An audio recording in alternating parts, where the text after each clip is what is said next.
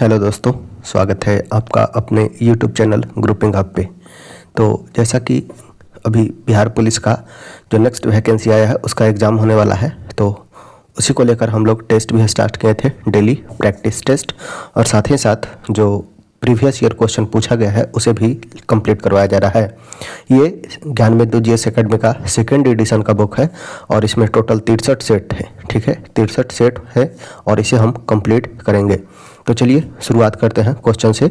यह जो है बिहार पुलिस नियुक्ति परीक्षा पत्र, यह जो एग्ज़ाम हुआ था वो 7/8/2024 को हुआ था। तो चलिए शुरुआत करते हैं इसे, और इसे टोटल 100 क्वेश्चन इसमें होगा और उसे हम कंप्लीट करेंगे। तो चलिए वीडियो के अंत तक बने रहिएगा। साथ ही साथ अगर आपको पसंद आएगा तो एक लाइक ज़रूर कीजिएगा। फर्स्ट क्वेश्चन में पूछा गया है, एक समांतर चतुर्भुज का क्षेत्रफल 28 सेंटीमीटर है एवं उसका आधार 7 सेंटीमीटर है, तो ऊंचाई बतलाना है। अगर बात किया जाए समांतर चतुर्भुज का क्षेत्रफल का, तो क्षेत्रफल इक्वल टू फॉर्मूला होता है आधार गुने ऊंचाई। क्षेत्रफल दिया गया है 28, आधार का वैल्यू दिया है 7, तो ऊंचाई का वैल्यू हो जाएगा 7×28 यानी कि 4 सेंटीमीटर। ऑप्शन हो जाएगा सी। नेक्स्ट है, यदि एक बिंदु 3-4 समीकरण 3a equal to 3y equal to ax plus 7 के आलेख पर स्थित है। अगर इस आलेख पे स्थित है 3y equal to ax plus 7 के आलेख पर स्थित है पॉइंट 3:3 और 4, तो बतलाना है a का वैल्यू क्या होगा। तो x और y का वैल्यू पुट करेंगे, जो a का वैल्यू आएगा हमें मिल जाएगा 3 × y का वैल्यू। देखिए ये होता है फर्स्ट जो होगा वो x कोऑर्डिनेट होगा और ये हमारा सेकंड वाला वैल्यू होता है y कोऑर्डिनेट होता है। जब भी लिखते हैं तो x और y के फॉर्म में लिखते हैं, यानी कि x का वैल्यू है 3, y का वैल्यू है 4।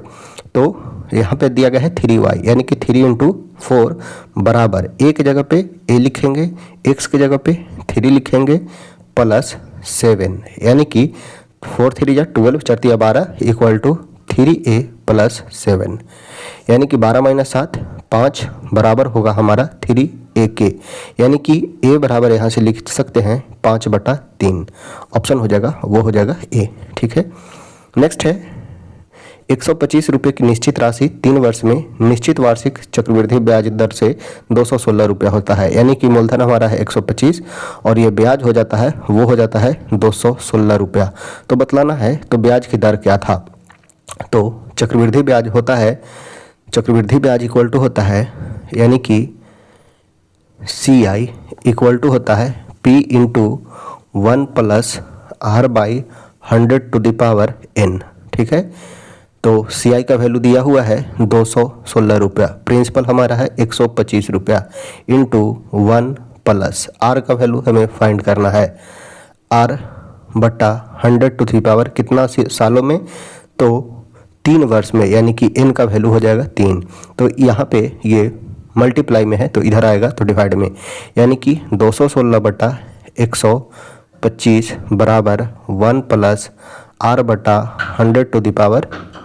ठीक है, और 216 अगर देखें तो 6 × 6 × 6 करेंगे, 6 का क्यूब है, और 125 जो है 5 का क्यूब है। तो यहाँ से हम लिख सकते हैं 6/5 का पावर 3 बराबर 1 प्लस R/100⁴, कुछ इस प्रकार से, और ये पावर कैंसिल हो जाएगा, यानी कि 6/5 बराबर हमारा बराबर होगा 1 प्लस R/100 के। तो इसे सॉल्व करेंगे तो 6/5 - 1 बराबर R/100, 6/5 यहाँ पे बराबर होगा R/100 के। तो LCM हो जाएगा 5, 6 - 5 यानी कि 1/5 बराबर R/100, 5 से काट देंगे 20 बार में, यानी कि R का वैल्यू हमारा आ जाएगा कितना, तो 20%। ऑप्शन हो जाएगा वो हो जाएगा A। नेक्स्ट है, दो कथन अभिकथन A और R के रूप में दिया गया है। बतलाना है कोट्स के आधार पर अपने उत्तर अंकित कीजिए। मॉस की परिस्थिति दृष्टि में बहुत महत्व है। मॉस की पारिस्थितिकी दृष्टि में बहुत महत्व है। मॉस चट्टान को मृदा में अपघटित करते हैं और ये मृदा अपरदन को रोकते हैं, अपक्षरण को रोकते हैं। तो यहाँ पे दोनों सही है, दोनों ए और आर सही है और सही स्पष्टीकरण भी है। देखते हैं लाइकेंस यानी कि मॉस हमारे लिए अपने अनगिनत गुणों के कारण बड़े उपयोगी हैं। इसे हम फुल स्क्रीन में कर लेते हैं। दोनों ए और आर सही है, सही स्पष्टीकरण है लाइकेंस। ठीक है, ये नेचुरल इंडिकेटर होते हैं। लाइकेंस क्या है? तो लाइकेंस एक नेचुरल इंडिकेटर है। लाइकेंस हमारे लिए अनेक अनगिनत गुणों के कारण बड़े उपयोगी हैं। वनस्पति और उचित भूमि निर्माण के आविष्कार करता है।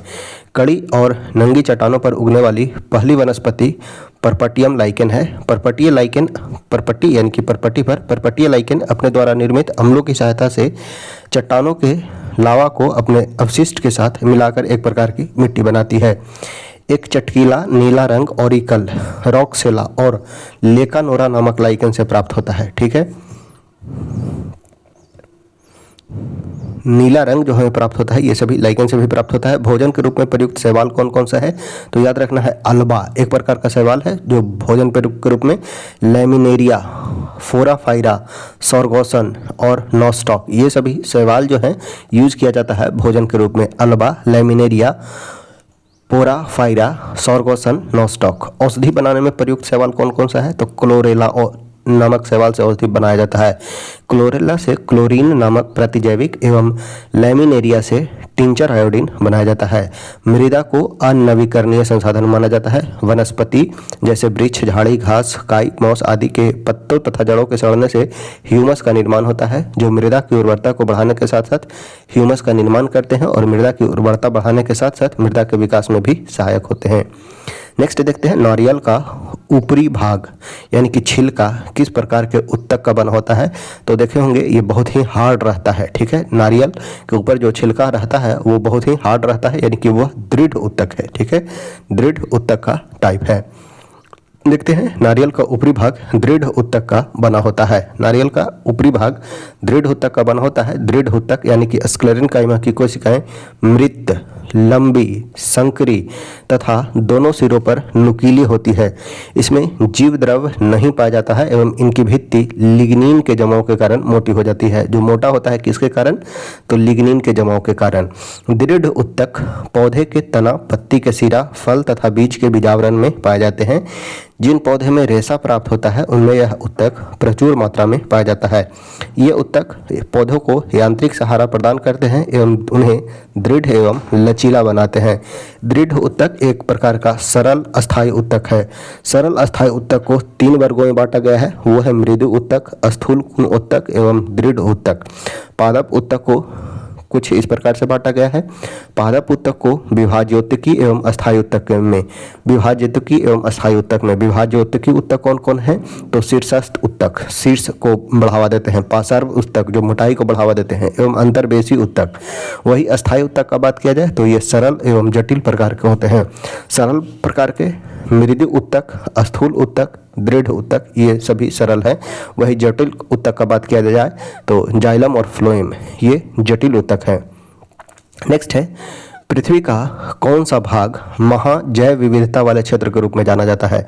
कौन सा भाग महाजैव विविधता वाले क्षेत्र के रूप में जाता है? जैव विविधता यानी कि वहाँ पे पाए जाने वाले प्लांट्स एवं यानी कि पौधे एवं जंतु में विविधता हो यानी कि अधिक प्रजाति पाया जाए तो कौन सा भाग यानी कि अर्थ का कौन सा भाग है जिसे महाजैव विविधता वाले भाग के रूप में जाना जाएगा? तो कर्क रेखा के उष्णकटिबंधीय क्षेत्र और मकर रेखा के उष्णकटिबंधीय क्षेत्र के बीच वाले भाग को। तो ये कुछ है हमारा कर्क रेखा। ये हमारा होता है इक्वेटर 0 डिग्री भूमध्य रेखा और 23.5 डिग्री उत्तर, 23.5 डिग्री उत्तर ये हमारा है कर्क रेखा और 23.5 डिग्री दक्षिण ये है मकर रेखा। तो इस क्षेत्र में बसने वाले यहाँ पे टेम्परेचर अधिक होता है, बारिश अधिक होता है जिसके कारण अनेक प्रकार के प्रजातियाँ पाई जाती है। तो कर्क रेखा के उष्णकटिबंधीय क्षेत्र और मकर रेखा के उष्णकटिबंधीय क्षेत्र के बीच में मेनली अगर यहाँ भी पाया जाएगा तो सबसे ज़्यादा यहाँ पे बतला सकते हैं भूमध्य रेखा के 10 डिग्री उत्तर और दक्षिण में, भूमध्य रेखा के 10 डिग्री और उत्तर और दक्षिण में सबसे अधिक जैव विविधता पाई जाती है। क्वेश्चन पूछा जाएगा सबसे अधिक जैव विविधता भूमध्य रेखा के क्षेत्र में यदि हम ध्रुव से भूमध्य रेखा की ओर आते हैं, ध्रुव से भूमध्य रेखा की ओर आते हैं तो जैव विविधता का प्रतिशत क्या होगा? तो यह जैव विविधता का प्रतिशत इंक्रीज करता है। यदि ध्रुव से भूमध्य रेखा की ओर आए तो जैव विविधता का प्रतिशत बढ़ता है। वही भूमध्य रेखा से इक्वेटर की पोल की ओर यानी कि ध्रुव की ओर जाएं तो भूमध्य रेखा से ध्रुव की ओर जाए तो यह डिक्रीज करता है। ठीक है, देखते हैं एक्सप्लेनेशन। कर्क रेखा के उष्णकटिबंधीय क्षेत्र और मकर रेखा के उष्णकटिबंधीय क्षेत्र के बीच सबसे अधिक महाजैव विविधता क्षेत्र स्थित है। सर्वाधिक जैव विविधता उष्णकटिबंधीय वर्षा वन में पाई जाती है। इन क्षेत्रों का विकास 10 डिग्री उत्तर और 10 डिग्री दक्षिणी अक्षांश के मध्य पाया जाता है। जैव विविधता शब्द एडवर्ड विल्सन, याद रखिएगा एक नाम, जैव विविधता शब्द नॉर्मन मायर्स के द्वारा दिया गया था।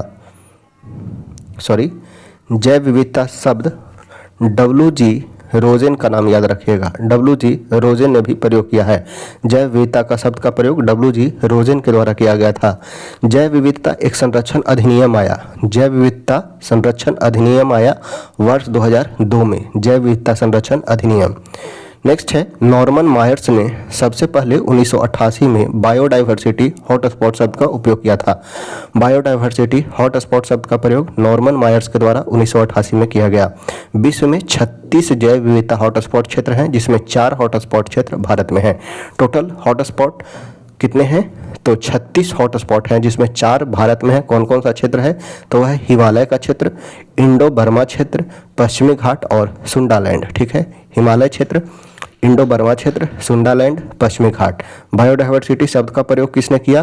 तो नॉर्मन मायर्स ने। कब? 1988 में। विश्व में 36 है, भारत में कितने हैं? तो भारत में 4 हैं। नेक्स्ट देखते हैं, इसके और एक्स्ट्रा है, संयुक्त राष्ट्र संघ ने 2010 को अंतर्राष्ट्रीय जैव विविधता वर्ष के रूप में मनाने की घोषणा किया है। संयुक्त राष्ट्र के द्वारा 2010 को अंतर्राष्ट्रीय जैव विविधता वर्ष के रूप में मनाने की घोषणा की गई है।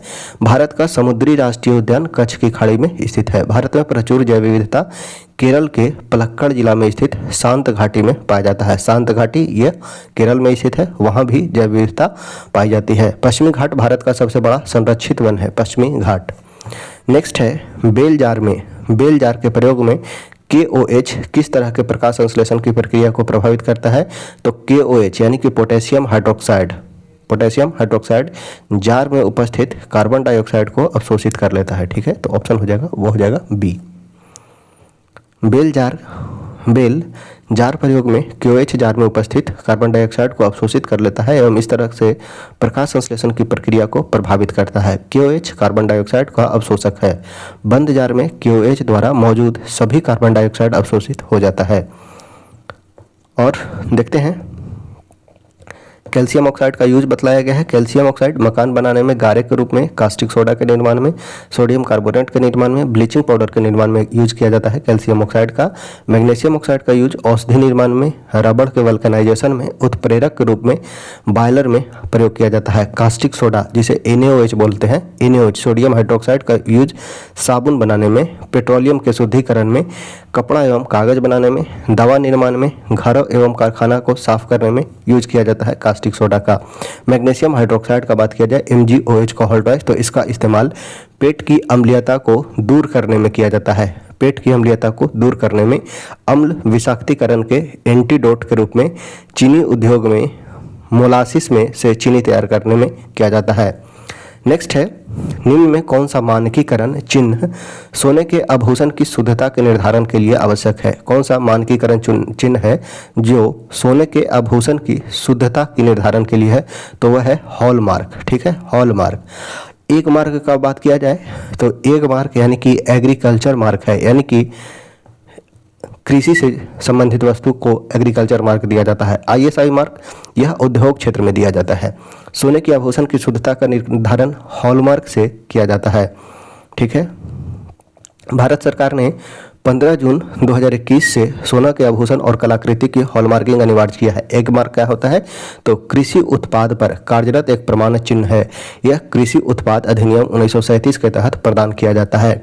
एक मार्क कृषि विपणन का संक्षिप्त नाम है। एग्रीकल्चर मार्केटिंग का संक्षिप्त नाम है। चावल, आटा, दाल, बिस्कुट, तेल आदि के पैकेट पर आमतौर पर एग मार्क का चिन्ह लगा होता है।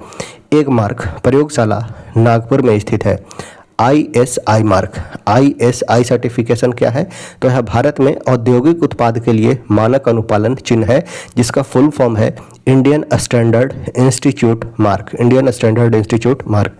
यह चिन्ह ISI भारतीय मानक ब्यूरो द्वारा विकसित भारतीय मानकों का पालन करने वाले उत्पादों को दिया जाता है। ISI मार्क उत्पाद की सुरक्षा और गुणवत्ता सुनिश्चित करता है। ISI मार्क बिजली के उपकरण जैसे switch, electric motor, wiring cable, heater, kitchen appliances आदि उत्पाद पर प्रयोग किया जाता है। नेक्स्ट है क्वेश्चन नंबर है 9th। भारत में जनगणना, प्रथम जनगणना किस वर्ष हुई थी? अगर बात किया जाए भारत में जनगणना का, तो सर्वप्रथम यह 1872 में लॉर्ड मेयो के समय में हुआ। हालांकि यहाँ पे 1872 नहीं है, तो नियमित जनगणना 1881 से प्रारंभ होता है। ठीक है, 1881 से लॉर्ड रिपन के समय में भारत में प्रथम नियमित जनगणना वर्ष 1881 में हुई। ठीक है, ध्यान देना है, नियमित जनगणना 1881 में प्रारंभ होता है। पहली जनगणना 1872 में, इस समय वायसराय हैं लॉर्ड मेयो। हालांकि पहली पूर्ण नियमित जनगणना साल 1881 में हुई थी और यहीं से नियमित जनगणना की शुरुआत हुई थी और इस समय वायसराय हैं वो है लॉर्ड रिपन। चूंकि विकल्प में 1872 नहीं है, इसलिए यहाँ पे आंसर में 1881 लिया गया है। 1881 में जनगणना आयुक्त हैं W प्लाडेन हैं। ठीक है, W प्लाडेन।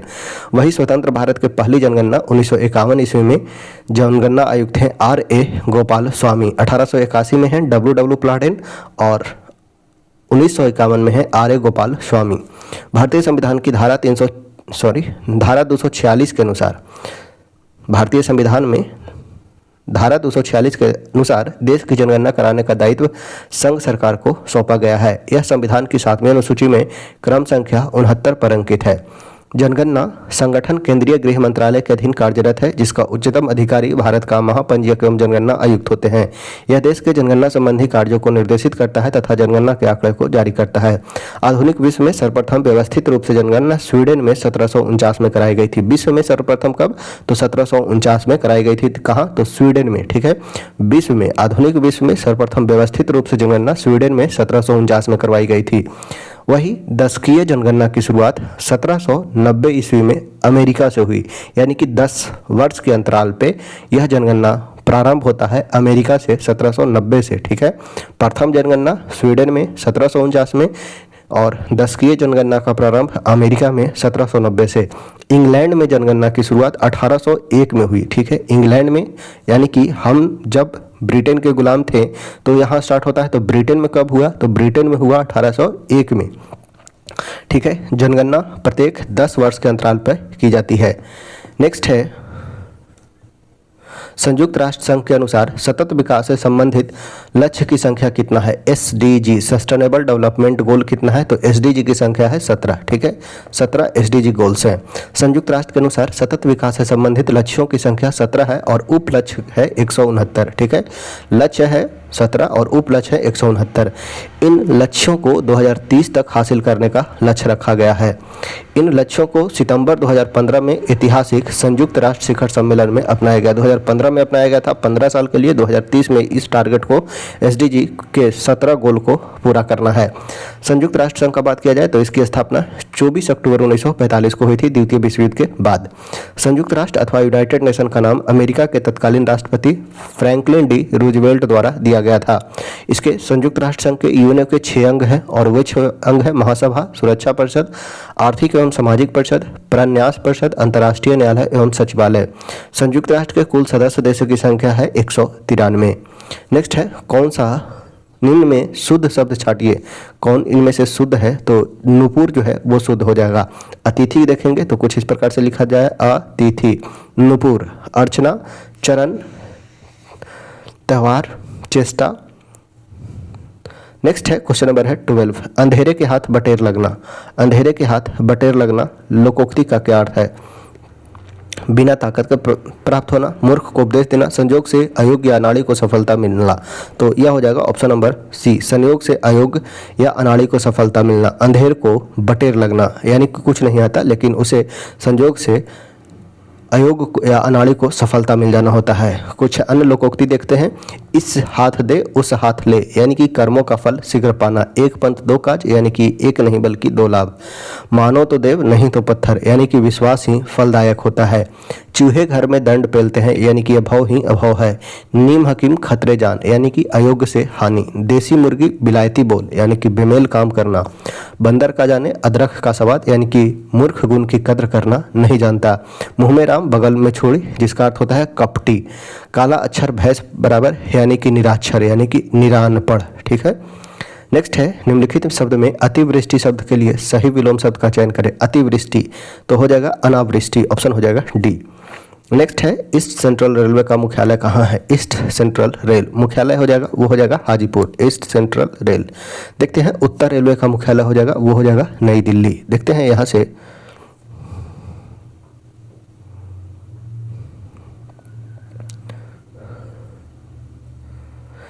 पूछा गया है ईस्ट सेंट्रल रेल का मुख्यालय कहाँ है, तो यह हो जाएगा हाजीपुर। कुछ इस प्रकार से यह है नॉर्दर्न रेलवे। नॉर्दर्न रेलवे का बात किया जाए तो यह हो जाएगा दिल्ली। नॉर्दर्न रेलवे का हो जाएगा दिल्ली। दक्षिण रेलवे का हो जाएगा तो यह हो जाएगा चेन्नई। चेन्नई हो जाएगा दक्षिण रेलवे का। मध्य रेलवे तो यहाँ पे हो जाएगा मुंबई सीएसटी। मुंबई सीएसटी यहाँ पे हो जाएगा मध्य रेलवे। मिड रेलवे मध्य रेलवे हो जाएगा मुंबई सीएसटी। दक्षिण पूर्व रेलवे, दक्षिण पूर्व रेलवे यानी कि दक्षिण पूर्व रेलवे, दक्षिण पूर्व रेलवे यहाँ पे आ जाएगा कोलकाता। उत्तर पूर्वी सीमांत रेलवे, उत्तर पूर्वी सीमांत रेलवे, उत्तर पूर्वी सीमांत रेलवे तो इसका आ जाएगा उत्तर पूर्वी सीमांत रेलवे। उत्तर पूर्वी सीमांत रेलवे का आ जाएगा मालीगांव। उत्तर मध्य रेलवे, उत्तर मध्य रेलवे का आ जाएगा इलाहाबाद। उत्तर मध्य रेलवे इलाहाबाद। दक्षिण पूर्व रेलवे, दक्षिण पूर्व रेलवे यह हो जाएगा दक्षिण पश्चिम रेलवे, दक्षिण पश्चिमी रेलवे हो जाएगा हुबली यानी कि कर्नाटक। दक्षिण पश्चिम रेलवे यह हो जाएगा हुबली कर्नाटक। पूर्वी तट रेलवे, पूर्वी तट रेलवे हो जाएगा भुवनेश्वर। पश्चिम रेलवे हो जाएगा मुंबई चर्च गेट। मध्य रेलवे मुंबई सीएसटी। पश्चिमी रेलवे मुंबई चर्च गेट। पूर्व रेलवे हो जाएगा कोलकाता। दक्षिण मध्य रेलवे, दक्षिण मध्य रेलवे यह हो जाएगा सिकंदराबाद, सिकंदराबाद दक्षिण मध्य रेलवे। पूर्वोत्तर रेलवे का बात किया जाए पूरब और उत्तर, पूरब उत्तर रेलवे हो जाएगा यह हो जाएगा गोरखपुर। पूरब उत्तर रेलवे हो जाएगा गोरखपुर। पूर्व मध्य रेलवे यह हो जाएगा हाजीपुर। पूर्व मध्य रेलवे हो जाएगा हाजीपुर। पश्चिम मध्य रेलवे, पश्चिम मध्य रेलवे हो जाएगा जबलपुर, जबलपुर। इधर हाजीपुर इधर जबलपुर। उत्तर पश्चिम रेलवे, उत्तर पश्चिम रेलवे यह हो जाएगा जयपुर। उत्तर पश्चिम रेलवे जयपुर। दक्षिण पूर्व मध्य रेलवे, दक्षिण पूर्व मध्य रेलवे यह हो जाएगा बिलासपुर।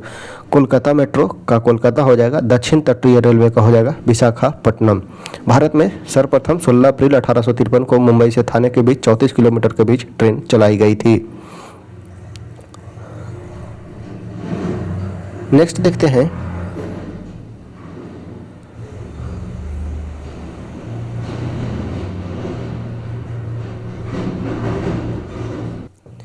विश्व की सबसे पहली रेलगाड़ी 1825 में स्टॉकन और डॉर्लिंगटन के बीच चलाई गई थी।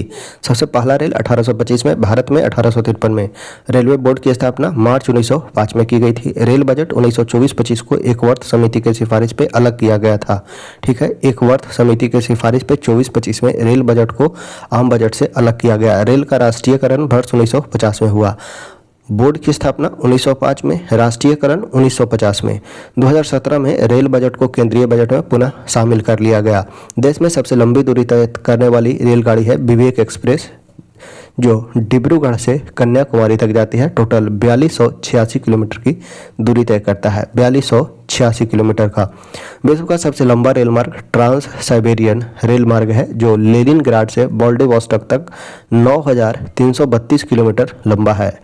ट्रांस साइबेरियन रेल मार्ग। भारत का पहला विद्युत ट्रेन बॉम्बे वीटी एवं कुर्ला हार्बर के बीच 3 फरवरी 1925 को चली थी। विद्युत ट्रेन सर्वप्रथम 3 फरवरी 1925। विश्व में प्रथम ट्रेन 1825। ठीक है, और भारत में इलेक्ट्रिक ट्रेन 1925, ऐसे याद रख सकते हैं। नेक्स्ट है, कौन सी नहर भारतीय महासागर को भूमध्य सागर से जोड़ता है? भारतीय महासागर को भूमध्य सागर से जोड़ता है, यह है स्वेज नहर। स्वेज नहर हिंद भूमध्य सागर को लाल सागर से कनेक्ट करता है। स्वेज नहर का निर्माण 1869 में हुआ, जिसकी लंबाई 168 किलोमीटर है। 1956 में मिस्र द्वारा इस नहर का राष्ट्रीयकरण किया गया। पनामा नहर का निर्माण 14 अगस्त 1914 को हुआ। पनामा नहर पर प्रारंभ में अमेरिका का अधिकार था, परंतु 2000 ईस्वी से इस पर पनामा का अधिकार हुआ। विश्व के प्रमुख नहर जैसे है सू नहर, यह अमेरिका में है, कनेक्ट करता है सुपेरियर झील को ह्यूरॉन झील से। सुपेरियर झील को ह्यूरॉन झील से। कील नहर का बात किया जाए तो यह जर्मनी में है, उत्तरी सागर को बाल्टिक सागर से कनेक्ट करता है। कील नहर उत्तरी सागर को बाल्टिक सागर से कनेक्ट करता है। पनामा नहर का बात किया जाए तो यह पनामा में है, कैरेबियन सागर और प्रशांत महासागर को कनेक्ट करता है। केपी नहर भारत में है, आंध्र प्रदेश और तमिलनाडु के बीच। ईरी नहर यूएसए में है, ईरी झील और मिशिगन झील को कनेक्ट करता है। ईरी झील और मिशिगन झील को कनेक्ट करता है ईरी नहर। गोटा नहर का बात किया जाए तो स्वीडन में है, स्टॉकहोम और गोटेनबर्ग के बीच स्थित है। नेक्स्ट है राष्ट्रीय जलमार्ग नंबर 2 NW नेशनल वाटरवेज 2 किस नदी पर पड़ता है? तो NW2 का निर्माण ब्रह्मपुत्र नदी पर किया गया है। राष्ट्रीय जलमार्ग नंबर 2 ब्रह्मपुत्र नदी पर है। वर्ष 1988 में धुबरी से सदिया तक 891 किलोमीटर मार्ग को राष्ट्रीय जलमार्ग नंबर 2 घोषित किया गया। धुबरी ब्रह्मपुत्र नदी पर पहला बड़ा टर्मिनल है। राष्ट्रीय जलमार्ग 2 में पांडु बंदरगाह सबसे बड़ा एवं सबसे महत्वपूर्ण बंदरगाह है। NW2 में सबसे बड़ा बंदरगाह है वो है पांडु बंदरगाह। राष्ट्रीय जलमार्ग अधिनियम 2016 के अनुसार अभी तक 111 जलमार्ग को राष्ट्रीय जलमार्ग घोषित किया गया है। कितना जलमार्ग है? तो 111 जलमार्गों को राष्ट्रीय जलमार्ग घोषित किया गया है। भारत के अन्य 3 प्रमुख जलमार्ग हैं, जैसे NW1 जो है वो इलाहाबाद से हल्दिया को कनेक्ट करता है। प्रयागराज यानी कि इलाहाबाद को हल्दिया राष्ट्रीय जलमार्ग 1 का दर्जा दिया गया है। यह जलमार्ग गंगा, भगीरथ, हुगली नदी तंत्र में स्थित है। राष्ट्रीय जलमार्ग 3 यह जलमार्ग उद्योग मंडल और चंपकरा नहर के साथ पश्चिमी समुद्र तट नहर कोट्टापुरम से कोल्लम के बीच स्थित है। NW4 का बात किया जाए तो काकी नदी से पुदुचेरी नहर को 2008 में राष्ट्रीय जलमार्ग 4 घोषित किया गया। यह गोदावरी और कृष्णा नदी से लगा हुआ है। NW4 गोदावरी कृष्णा से। NW1 जो है गंगा, भागीरथी, हुगली नदी तंत्र में स्थित है। नेक्स्ट है में 80% भाग में कृषि होती है। किस क्षेत्र में 80% भाग पर कृषि होती है? तो पंजाब में। पंजाब में शुद्ध बोया गया क्षेत्र राज्य की कुल भूमि का 80% से अधिक है। पंजाब में कृषि योग्य भूमि का क्षेत्र 42 लाख हेक्टेयर से ज़्यादा है। यह राज्य के कुल भौगोलिक क्षेत्रफल का लगभग 83% है। हरियाणा में राज्य के कुल भौगोलिक क्षेत्रफल के लगभग 81% भाग पर खेती की जाती है। पंजाब को भारत में देश की खाद्य कटोरी और भारत का अन्न भंडार के नाम से जाना जाता है। पंजाब को देश की खाद्य टोकरी एवं भारत के अन्न भंडार के नाम से जाना जाता है। पंजाब सिंचित भूमि के मामले में भी देश में शीर्ष स्थान रखता है। इसकी 98% फसल सिंचाई के अधीन है। नेक्स्ट है match the word given under column A with their proper suffix under column B. Child, तो चाइल्ड से हो जाएगा चाइल्डिश बिहेवियर, ठीक है। चाइल्डिश से हो जाएगा चाइल्डिश यानी कि बचपन। क्लास से हो जाएगा क्लासिकल। डीप से हो जाएगा डीप एन। जस्ट से हो जाएगा जस्टिफाई करना, किसी चीज़ को जस्टिफाई करना, यह हो जाएगा जस्टिफाई, ठीक है। तो यह हो जाएगा चाइल्ड से चाइल्डिश, क्लास से क्लासिकल, डीप से deep and, just say justify, यानी कि ऑप्शन हो जाएगा बी। 1 का सी, 2 का ए, 3 का बी, 4 का डी, ऑप्शन हो जाएगा बी। नेक्स्ट है choose the correct option. You blanks light A match, the room is full of glass. You must not light A match, ठीक है। You must not light A match, the room is full of gas, ठीक है। आपको माचिस का तिल्ली नहीं जलाना चाहिए क्योंकि रूम जो है पूरा गैस से भरा हुआ है। मस्ट नोट, ठीक है, जरूरी है यहाँ पे मस्ट नोट लगाना, ठीक है। You must not light A match because the room is full of gas. Must not अवश्य नहीं का प्रयोग कंपल्सेशन को दर्शाता है, बाध्यता को दर्शाता है, यानी कि क्योंकि रूम में गैस भरा हुआ है इसलिए आपको बाध्य किया जाता है कि आप गैस माचिस न जलाएं। तो मस्ट नॉट हो जाएगा, ऑप्शन हो जाएगा बी। नेक्स्ट है choose one word for the underlined word of the sentence from the option that follows. He is a person unable to pay his debt, a person who is unable to pay his debt, that is called bankrupt, यानी कि दिवालियापन, ठीक है। he is a person unable to pay his debt, that is called bankrupt, person unable to pay his debt bankrupt कहलाता है, यानी कि दिवालिया कहलाता है। a person or entity that owes money, जो ऋण लेता है वो कहलाता है ऋणी, डेब्टर, ठीक है, डेब्टर, ऋणी। ए पर्सन और कंपनी फ्रॉम हुम वन हैज बोरोड मनी, जिससे लिया है वो कहलाता है क्रेडिटर, ऋणदाता, देने वाला कहलाता है ऋणदाता, जो लेता है वो ऋणी कहलाता है। A liquid date can dissolve another substance, जो दूसरे सब्सटेंस को घोल सकता है वो कहलाता है सॉल्वेंट, जैसे वाटर को यूनिवर्सल सॉल्वेंट कहा जाता है, ठीक है, सॉल्वेंट यानी कि विलायक। नेक्स्ट है निशा गांधी नृत्य उत्सव। निशा गांधी नृत्य उत्सव में साल में 2 बार मनाया जाता है। कहाँ? तो यह केरल में मनाया जाता है। निशा गांधी नृत्य उत्सव यह केरल में साल में 2 बार मनाया जाता है, ठीक है, केरल में। ऑप्शन हो जाएगा, वो हो जाएगा सी। पहला अक्टूबर और नवंबर में और दूसरा मार्च और अप्रैल में मनाया जाता है। निशा गांधी नृत्य उत्सव केरल के त्रिवेंद्रम में कंकनून पैलेस के मैदान में स्थित निशा गांधी थिएटर में आयोजित किया जाता है। इसके प्रमुख उत्सव केरल का बात किया जाए तो ओणम प्रमुख है, केरल का विशु त्यौहार, नौका दौड़, त्रिशूर पूरम, ठीक है, अडूर गनमेला, थेयम महोत्सव, ये सभी केरल के प्रमुख महोत्सव है। ओणम याद रखना है, विशु याद रखना है, नौका दौड़, त्रिशूर पूरम, अडूर गनमेला, थेयम महोत्सव, ये सभी केरल के प्रमुख महोत्सव हैं। असम में बिहू त्यौहार, असम का है बिहू त्यौहार, देखिए थोड़ा सा मैनेज कीजिएगा। असम में बिहू त्यौहार भी 2 बार मनाया जाता है, पहला अप्रैल में और दूसरा अक्टूबर में। नवरात्रि का त्यौहार भी 2 बार मनाया जाता है, पहला चैत्र नवरात्रि और दूसरा शारदीय नवरात्रि। महामस्ताभिषेक जैनियों का एक प्रमुख उत्सव है जो प्रत्येक 12 वर्ष में 1 बार मनाया जाता है, ठीक है। नेक्स्ट है बिहार सरकार द्वारा इको टूरिज्म को बढ़ावा देने हेतु कन्वेंशन सेंटर कहाँ स्थापित किया जा रहा है। बिहार सरकार द्वारा इको टूरिज्म को बढ़ावा देने हेतु कन्वेंशन सेंटर कहाँ स्थापित किया जा रहा है, तो वाल्मीकि टाइगर रिजर्व में, वेस्ट चंपारण में, ठीक है, वेस्ट चंपारण में। वाल्मीकि टाइगर रिजर्व में बिहार सरकार द्वारा इको टूरिज्म को बढ़ावा देने हेतु कन्वेंशन सेंटर की स्थापना किया जा रहा है। वाल्मीकि टाइगर रिजर्व पश्चिमी चंपारण में स्थित है। वाल्मीकि टाइगर रिजर्व को वर्ष 1990 में बाघ अभयारण्य का दर्जा दिया गया था। वाल्मीकि टाइगर रिजर्व देश का 18वां एवं बिहार का एकमात्र बाघ अभयारण्य है। रणथंभौर राजस्थान का है। Gautam Buddha wild life sanctuary गया का है, बिहार का। सरिस्का यह राजस्थान में स्थित है। नेक्स्ट है संविधान के किस अनुच्छेद के अंतर्गत बिहार उच्च न्यायालय को बंदी प्रत्यक्षीकरण की रिट जारी करने की शक्ति है, तो अनुच्छेद 226 के तहत। उच्च न्यायालय पूछा जाएगा तो 226, वही सुप्रीम कोर्ट अगर सर्वोच्च न्यायालय पूछा जाएगा तो अनुच्छेद 32 के तहत। संविधान के अनुच्छेद 226 के अंतर्गत उच्च न्यायालय को रिट जारी करने की शक्ति प्राप्त है। अनुच्छेद 226 के अंतर्गत उच्च न्यायालय राज्य क्षेत्र के भीतर बंदे प्रत्यक्षीकरण, परमादेश, प्रतिषेध, अधिकार परीक्षा और उत्प्रेषण रिट जारी करता है। उल्लेखनीय है कि सर्वोच्च न्यायालय उपयुक्त रिट अनुच्छेद 32 के तहत जारी करता है।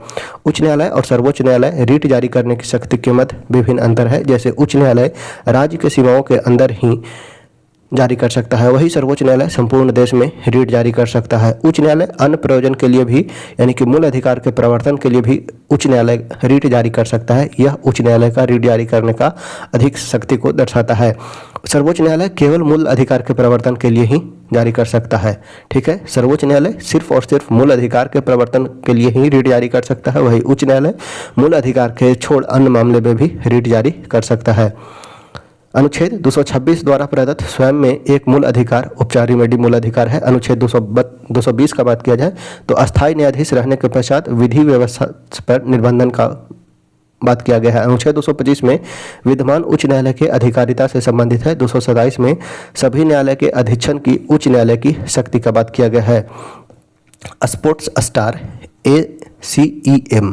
ACES पुरस्कार समारोह में घोषित sportsman of the year award 2024 किसे दिया गया, तो मोहम्मद शमी को। Sportsman of the year award 2024 दिया गया था मोहम्मद शमी को, ठीक है, मोहम्मद शमी को। नेक्स्ट है हाल ही में रुद्रम 2 मिसाइल का परीक्षण किया गया है। रुद्रम 2 मिसाइल का परीक्षण किया गया है। इस मिसाइल की मारक प्रकृति कितनी है? रुद्रम 2 मिसाइल की परीक्षण किया गया है, इसका मारक प्रकृति कैसा है, तो यह हवा से सतह में मार करता है। रुद्रम 2 यह हवा से सतह में मार करता है।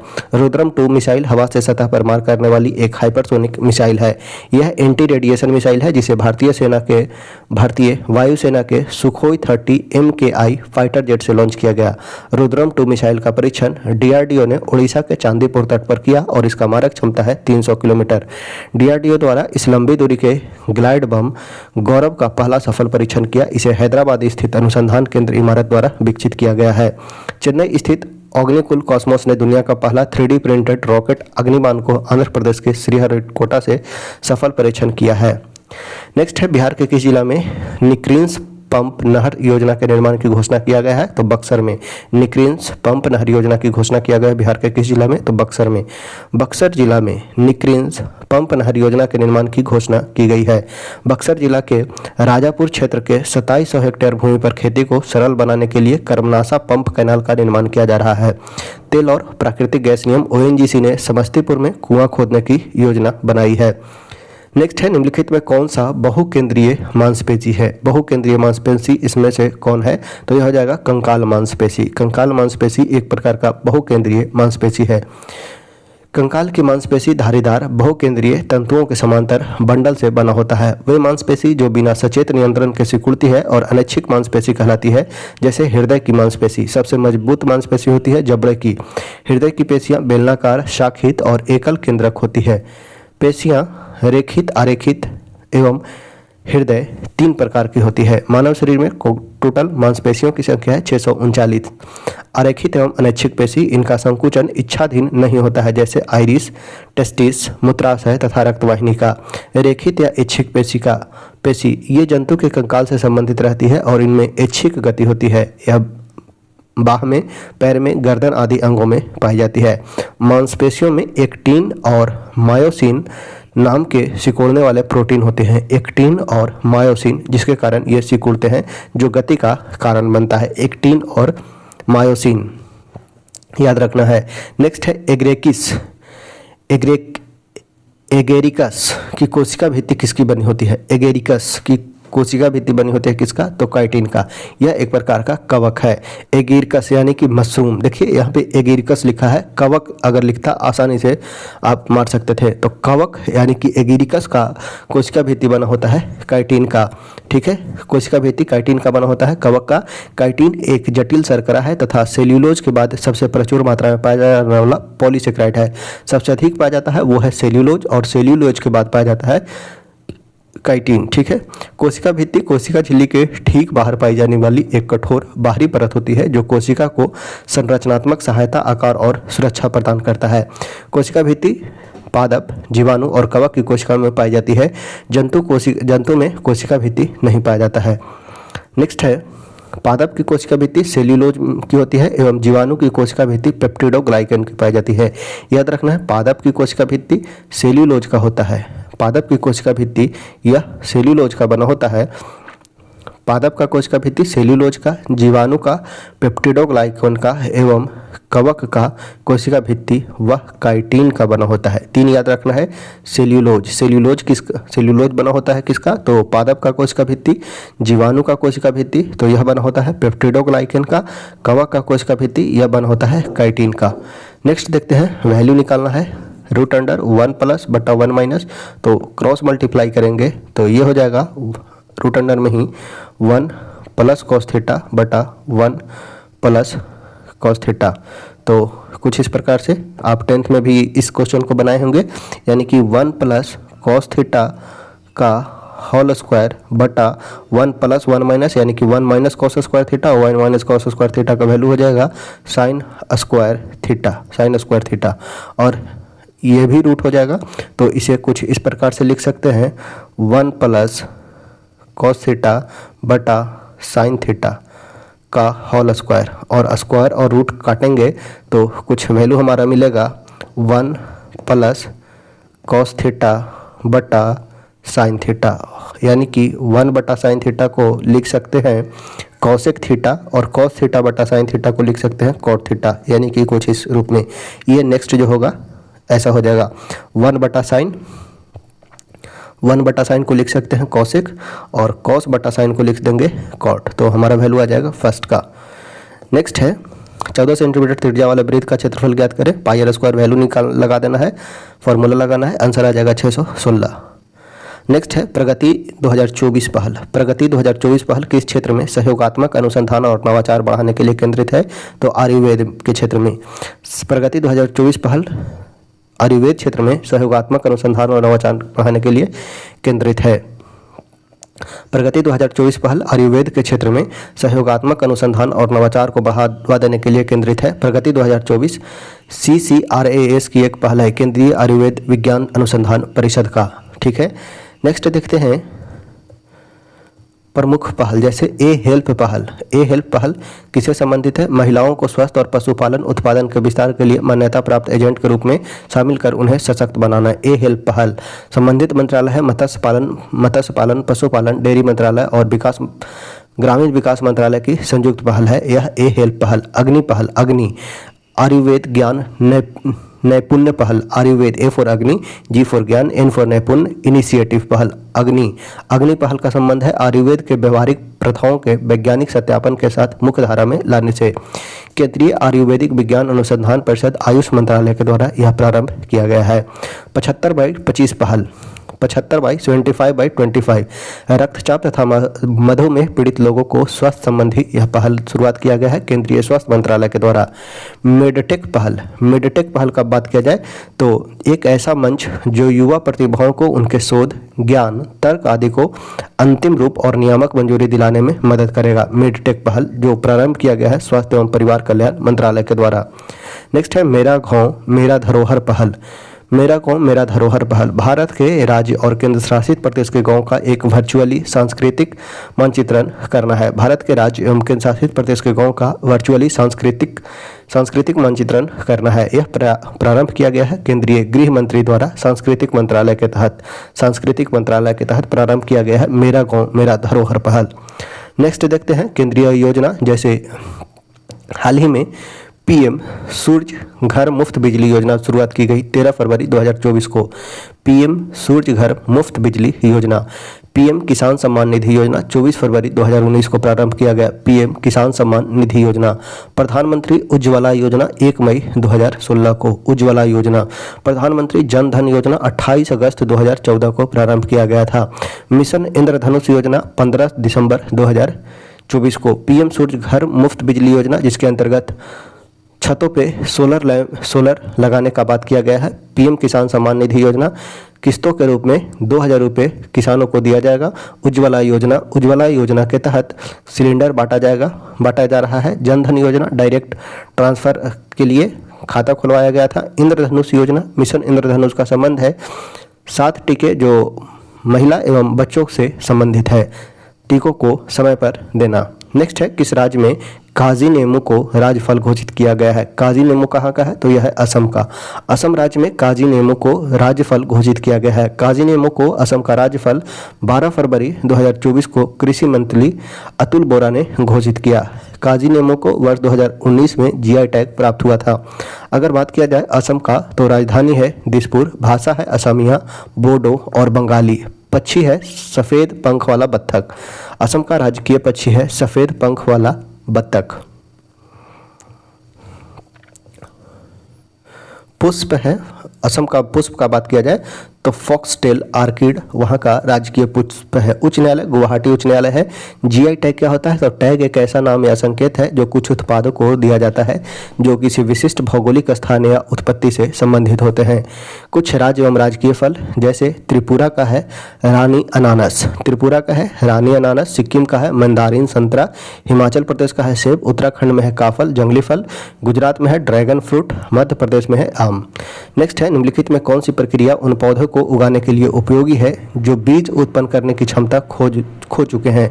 जिनमें बीज नहीं होता है उन पौधों को उगाने के लिए कौन सा हो जाएगा? तो वह हो जाएगा कायिक प्रवर्धन, यानी कि उनके स्टेम से ही उनका विस्तार किया जाता है। जैसे गुलाब देखें तो गुलाब के डंठल को यूज करते हैं, तो वह हुआ एक प्रकार का कायिक प्रवर्धन। बीज पैदा करने की क्षमता खो चुके पौधे को उगाने के लिए कायिक प्रवर्धन प्रक्रिया का इस्तेमाल किया जाता है। कायिक प्रवर्धन पौधों के प्रजनन का एक अलैंगिक तरीका है। इस प्रक्रिया में पौधे के वनस्पतिक भागों का इस्तेमाल करके नए पौधे का उगाए जाते हैं। थैलोफाइटा अगर बात किया जाए तो थैलोफाइटा के अंतर्गत मुख्य रूप से विभिन्न प्रकार के शैवाल, कवक और जीवाणु आते हैं। 3 प्रकार के पादप होते हैं, थैलोफाइटा, ब्रायोफाइटा और टेरिडोफाइटा। थैलोफाइटा के अंतर्गत कौन आएंगे तो शैवाल, कवक, जीवाणु। थैलोफाइटा का शरीर जड़, तना और पत्तियों में विभाजित नहीं होता है, ठीक है। एक ही थैलस लाइक स्ट्रक्चर होता है, यानी कि कुछ इस प्रकार से इनमें से जड़, तना अलग अलग नहीं दिखाई देता। इसमें संवहनीय उत्तक नहीं पाया जाता है, संवहनीय उत्तक नहीं पाया जाएगा। ब्रायोफाइटा, इसे प्लांट किंगडम का एम्फीबियन कहा जाता है। ब्रायोफाइटा को प्लांट किंगडम का एम्फीबियन उभयचर कहा जाता है। ब्रायोफाइटा भ्रूण बनाने वाले पौधे का सबसे साधारण और आम समूह है। इसमें भी संवहन उत्तक नहीं होते हैं। ये पौधे स्थलीय होने के साथ छायादार एवं नम स्थानों पर उगते हैं। ब्रायोफाइटा समूह को वनस्पति जगत का एम्फीबिया वर्ग कहते हैं। इस वर्ग का सबसे बड़ा पौधा है वो है डोसिनिया। ये स्वपोषी होते हैं। इसमें तने एवं पत्ती की तरह रचनाएं मिलती हैं। जड़ें हमेशा अनुपस्थित रहता है, जड़ अनुपस्थित रहता है, किंतु थैलस के अभ्य सतह से तंतु की तरह कई रचनाएं निकलती है जिन्हें मूलांग रिजार्डस कहा जाता है। थैलोफाइटा, ब्रायोफाइटा, टेरिडोफाइटा, ट्रेकियोफाइटा समूह के उन टेरिडोफाइटा में उन समूह को सम्मिलित किया जाता है जिनमें संवहनीय उत्तक पाया जाता है। थैलस और ब्रायोफाइटा दोनों में संवहनीय उत्तक नहीं पाया जाता है। टेरिडोफाइटा में संवहनीय उत्तक पाया जाता है। नेक्स्ट है नग्न बीजी, किसमें मिलता है नग्न बीजी? तो यह मिलेगा जिम्नोस्पर्म में, यानी कि अनावृत बीजी में। अनावृत बीजी में नग्न बीजी होते हैं, यानी कि अनावृत बीजी जिम्नोस्पर्म। अनावृत बीजी बीजीय पौधे का वह सब फाइलम है जिसके अंतर्गत वे पौधे आते हैं जिनमें नग्न बीज होते हैं, अर्थात बीजांड तथा उनसे विकसित बीज किसी खोल या फल में बंद नहीं होते हैं। इसमें अंडाशय का पूर्ण अभाव होता है। टेरिडोफाइटा, इस उप प्रभाग में अपुष्पोद्भिद पादपों को रखा गया है। इस उप प्रभाग के सदस्य में जल एवं खनिज लवण के संवहन हेतु संवहन उत्तक पाए जाते हैं। इनका शरीर जड़ एवं तना एवं पत्ती में विभाजित रहता है। इसमें पुष्प और बीज का निर्माण नहीं होता है। बीजाणु धनियों में उत्पन्न होते हैं। पौधे में जाइगोट में जाइगोस्पोर्ट का निर्माण होता है। एंजियोस्पर्म आवृत बीजी, इस उप प्रभाग के अंतर्गत उन पौधों को सम्मिलित किया गया है जिनमें बीज सदैव फल के अंदर होते हैं। ये शाख, झाड़ी तथा वृक्ष तीनों प्रकार के होते हैं। प्रजनन अंग पुष्प होता है। सामान्यतः स्थलीय पौधे होते हैं, लेकिन कुछ पौधे जो हैं जो जलीय भी होते हैं। इसमें संवहन तंत्र अति विकसित होता है, यानी कि पूर्ण रूप से विकसित होता है।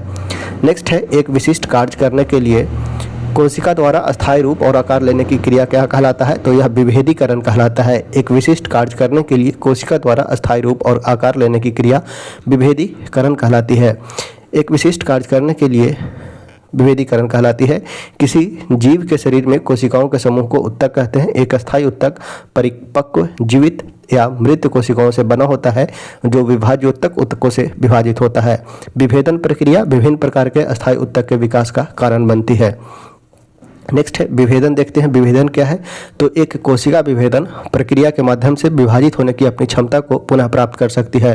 पूर्ण विभेदन वह प्रक्रिया है जिसके माध्यम से विभेदित कोशिका विशिष्ट भूमिका प्राप्त करती है और फिर से विभाजित होने की अपनी क्षमता को खो देता है। नेक्स्ट है कथन 1 और 2 को पढ़ें एवं नीचे दिए गए कूट का सही उत्तर का चयन करें।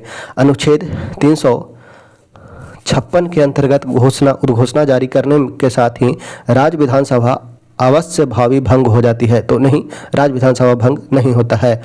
इस उद्घोषणा के अंतर्गत राष्ट्रपति राज्य सरकार के सभी कृत्य अपने हाथ में ले लेते हैं, यानी कि राष्ट्रपति शासन लागू हो जाता है। यानी कि 2 सही है बल्कि 1 गलत है, ठीक है। तो ए असत्य है परंतु आर जो है वो सत्य है। अनुच्छेद 356 के अंतर्गत उद्घोषणा जारी करने के बाद राष्ट्रपति राज्य विधानसभा को विघटित करने अथवा निलंबित कर सकता है। अनुच्छेद 356 के उद्घोषणा के अंतर्गत जब किसी राज्य में राष्ट्रपति शासन लागू हो तो राष्ट्रपति को निम्नलिखित असाधारण शक्तियां प्राप्त हो जाती है। वो शक्तियां क्या क्या हैं? तो वह राज्य सरकार के सभी या कोई कृत्य और राज्यपाल में या राज्य के विधानमंडल से भिन्न राज्य के किसी निकाय या प्राधिकारी में निहित सभी या कोई शक्तियां अपने हाथ में ले सकेगा। साथ ही साथ यह घोषणा कर सकेगा कि राज्य के विधानमंडल की शक्तियां संसद द्वारा इसके प्राधिकार के अधीन प्रयोग होगी, परंतु इस खंड की कोई बात राष्ट्रपति को उच्च न्यायालय में निहित किसी शक्ति को अपने हाथ में लेने या पूर्णतः या भागतः निलंबित करने के लिए प्राधिकृत नहीं करेगी। नेक्स्ट है बिहार लोक सेवा आयोग की स्थापना कब की गई? तो अप्रैल 1949 में। बीपीएससी का स्थापना कब किया गया? तो अप्रैल 1949 में। 1 अप्रैल 1949 को बिहार लोक सेवा आयोग भारत सरकार अधिनियम 1935 की धारा 261 की उपधारा 1 के अनुसार उड़ीसा और मध्य प्रदेश राज्य के आयोग से अलग होने के बाद अस्तित्व में आया। राज्य सरकार ने 1 मार्च 1951 को बिहार लोक सेवा आयोग का मुख्यालय रांची से पटना स्थानांतरित किया। 1 मार्च 1951 को बिहार लोक सेवा आयोग शुरुआत में बिहार राज्य में अपना कामकाज रांची में अपने मुख्यालय के साथ शुरू किया था। बिहार लोक सेवा आयोग भारतीय संविधान के अनुच्छेद 315 के अंतर्गत एक संवैधानिक निकाय है। बिहार में लोक सेवा आयोग की स्थापना भारत सरकार अधिनियम 1919 द्वारा 1 अक्टूबर 1926 को सिविल सेवकों की भर्ती के लिए की गई थी। नेक्स्ट है, भारत में शक्तियों के विभाजन के संबंध में विवाद की स्थिति में निर्णय लेने का अंतिम अधिकार किसके पास होगा? तो यह होगा सर्वोच्च न्यायालय को। सर्वोच्च न्यायालय को भारत में शक्तियों के विभाजन के संबंध में विवाद की स्थिति में निर्णय लेने का अंतिम अधिकार सर्वोच्च न्यायालय के पास है। केवल सर्वोच्च न्यायालय के पास मूल अपीलीय और सलाहकार अधिकार है। सर्वोच्च न्यायालय को संविधान का संरक्षक कहा जाता है। संविधान का संरक्षक। सर्वोच्च न्यायालय सिविल तथा आपराधिक सभी तरह के मामले में अपील का अंतिम न्यायालय है। भारतीय संविधान में शक्तियों के विभाजन को 3 सूची में रेखांकित किया गया है: संघ सूची, राज्य सूची एवं समवर्ती सूची। सर्वोच्च न्यायालय के क्षेत्राधिकार का बात किया जाए तो राष्ट्रपति या उपराष्ट्रपति के चुनाव से जुड़े विवाद का निर्णय यह सर्वोच्च न्यायालय के द्वारा किया जाएगा। अनुच्छेद 71 के तहत अवमानना करने वाले को दंडित करने का अधिकार होगा सर्वोच्च न्यायालय को। किसी भी मामले को स्वयं संज्ञान लेकर या अटॉर्नी या सॉलिसिटर जनरल को सिफारिश पर लेना। देश में किसी भी न्यायालय या न्यायाधिकरण के आदेश के खिलाफ अपील स्वीकार करना। सर्वोच्च न्यायालय का मूल या आरंभिक क्षेत्राधिकारिता क्या है? तो यह वर्णन किया गया है अनुच्छेद 131 के तहत। अनुच्छेद 131 के अंतर्गत सर्वोच्च न्यायालय के मौलिक अधिकार का वर्णन किया गया है। मौलिक क्षेत्राधिकार का वर्णन है। इसके अंतर्गत सर्वोच्च न्यायालय 3 तरह के मामले की सुनवाई कर सकता है। भारत सरकार, एक तरफ भारत सरकार तथा एक या अधिक संघ राज्यों के बीच जो विवाद हो तो यह सर्वोच्च न्यायालय के मौलिक क्षेत्राधिकार के अंतर्गत आता है। एक और भारत सरकार और किसी राज्य या राज्य एवं दूसरी ओर एक से अधिक राज्यों के बीच हो तो वह सर्वोच्च न्यायालय का मौलिक अधिकार क्षेत्र के अंतर्गत आता है। तथा परस्पर 2 या 2 से अधिक राज्यों के विवाद को सर्वोच्च न्यायालय के मौलिक क्षेत्राधिकार के अंतर्गत रखा गया है। नेक्स्ट है, शेरनी शब्द में प्रयुक्त प्रत्यय क्या है? शेरनी, इसमें प्रत्यय क्या है? तो उपसर्ग। यदि शब्द के पहले कुछ आए तो उपसर्ग कहते हैं, वही अगर शब्द के बाद आए तो यह प्रत्यय कहलाता है। यहाँ शेरनी में प्रत्यय क्या है? तो यह है नी प्रत्यय। ठीक है, नी प्रत्यय। प्रत्यय वे शब्दांश होते हैं जिसका स्वतंत्र रूप से कोई अर्थ नहीं होता है, लेकिन जब किसी शब्द के अंत में जुड़ जाते हैं तो उसका शब्द का अर्थ अलग हो जाता है। नी प्रत्यय जैसे चटनी, धौकनी, मथनी, ये सभी नी प्रत्यय से बने शब्द हैं। नेक्स्ट है, नीचे दिए गए उत्तर को गद्यांश पूर्वक पढ़ना है एवं उत्तर देना है। ठीक है, ये आपको टास्क रहा, ये आपको कर लेना है। नेक्स्ट देखते हैं हम 42 से। भारत सरकार ने बेटी बचाओ बेटी पढ़ाओ योजना कब से शुरुआत किया गया था? तो हाल ही में अभी वर्तमान में 22 जनवरी 2015 को इस 2015 को प्रारंभ किया गया था। अभी 2025 में इसने अपना 10वां वर्षगांठ मनाया है। बेटी बचाओ बेटी पढ़ाओ योजना का हाल ही में 10वां वर्षगांठ मनाया गया। 22 जनवरी 2025 को प्रारंभ हुआ था, 22 जनवरी 2015 को। ठीक है, नेक्स्ट है, बिहार की कौन सी वनस्पति घास की प्रजाति में है? कौन सा वनस्पति जो है वो बिहार में घास की प्रजाति में है? तो बांस। बांस जो है एक प्रकार का ग्रास है। ठीक है, बांस जो है एक प्रकार का घास है। बांस वनस्पति घास की प्रजाति है। नेक्स्ट है, किस लौह अयस्क में लौहांश की मात्रा सबसे अधिक होती है? तो सबसे अधिक लौह होता है वो होता है मैग्नेटाइट में। ठीक है, मैग्नेटाइट में लौहांश की मात्रा सर्वाधिक होती है। मुख्यतः 4 प्रकार के लौह अयस्क पाए जाते हैं: मैग्नेटाइट, हेमेटाइट, लिम्नोलाइट एवं सीडेराइट। मैग्नेटाइट में लोहे का अंश होता है लगभग 72%, हेमेटाइट में 60 से 70%, लिम्नोलाइट में 40 से 60%, सीडेराइट में 40%। अगर बात किया जाए मैग्नेटाइट तो इसका रंग होता है काला, हेमेटाइट का रंग होता है लाल, लिमोनाइट का होता है पीला और सीडेराइट का रंग होता है भूरा। मैग्नेटाइट Fe3O4 मुख्यतः तमिलनाडु और कर्नाटक के धारवाड़ एवं कुडप्पा शैल में पाया जाता है। मैग्नेटाइट मुख्य रूप से तमिलनाडु और कर्नाटक के धारवाड़ एवं कुडप्पा शैल में पाया जाता है। मैग्नेटाइट लौह अयस्क का सर्वाधिक भंडार कर्नाटक में है 73%। हेमेटाइट Fe2O3 लोहे का दूसरा सर्वोत्तम किस्म है। भारत का अधिकांश लोहा इसी प्रकार का है। सीडेराइट को आयरन कार्बोनेट कहा जाता है। सीडेराइट को आयरन कार्बोनेट के रूप में जाना जाता है। नेक्स्ट है, विश्व का सबसे बड़ा नदी निर्मित द्वीप माजुली किस नदी पर स्थित है? तो यह ब्रह्मपुत्र नदी पर असम में। ठीक है। ठीक है। विश्व का सबसे बड़ा नदी निर्मित द्वीप माजुली है, जो असम में ब्रह्मपुत्र नदी पर स्थित है। 27 जून 2016 को सर्बानंद सोनोवाल ने माजुली को असम का 33वां जिला घोषित किया था। माजुली भारत का एकमात्र द्वीपीय जिला है जिसका क्षेत्रफल 483 वर्ग किलोमीटर है।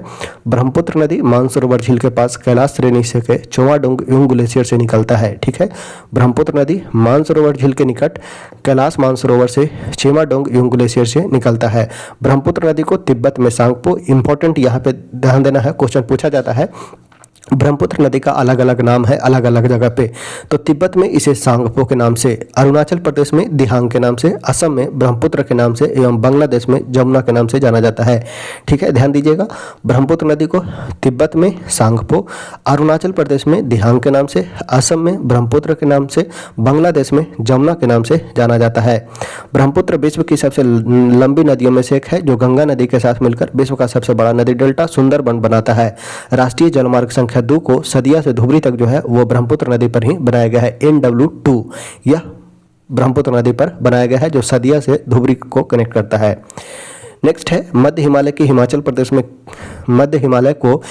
प्रदेश में किस नाम से जाना जाता है? तो धौलाधर के नाम से जाना जाता है। मध्य हिमालय, देखिए ट्रांस हिमालय के बाद आता है ग्रेट हिमालय के बाद आता है मिडिल हिमालय के बाद आता है शिवालिक। ठीक है, तो यहाँ पूछा गया है मध्य हिमालय को हिमाचल प्रदेश में किस नाम से जाना जाता है? तो हिमाचल प्रदेश में इसे धौलाधर के नाम से जाना जाता है।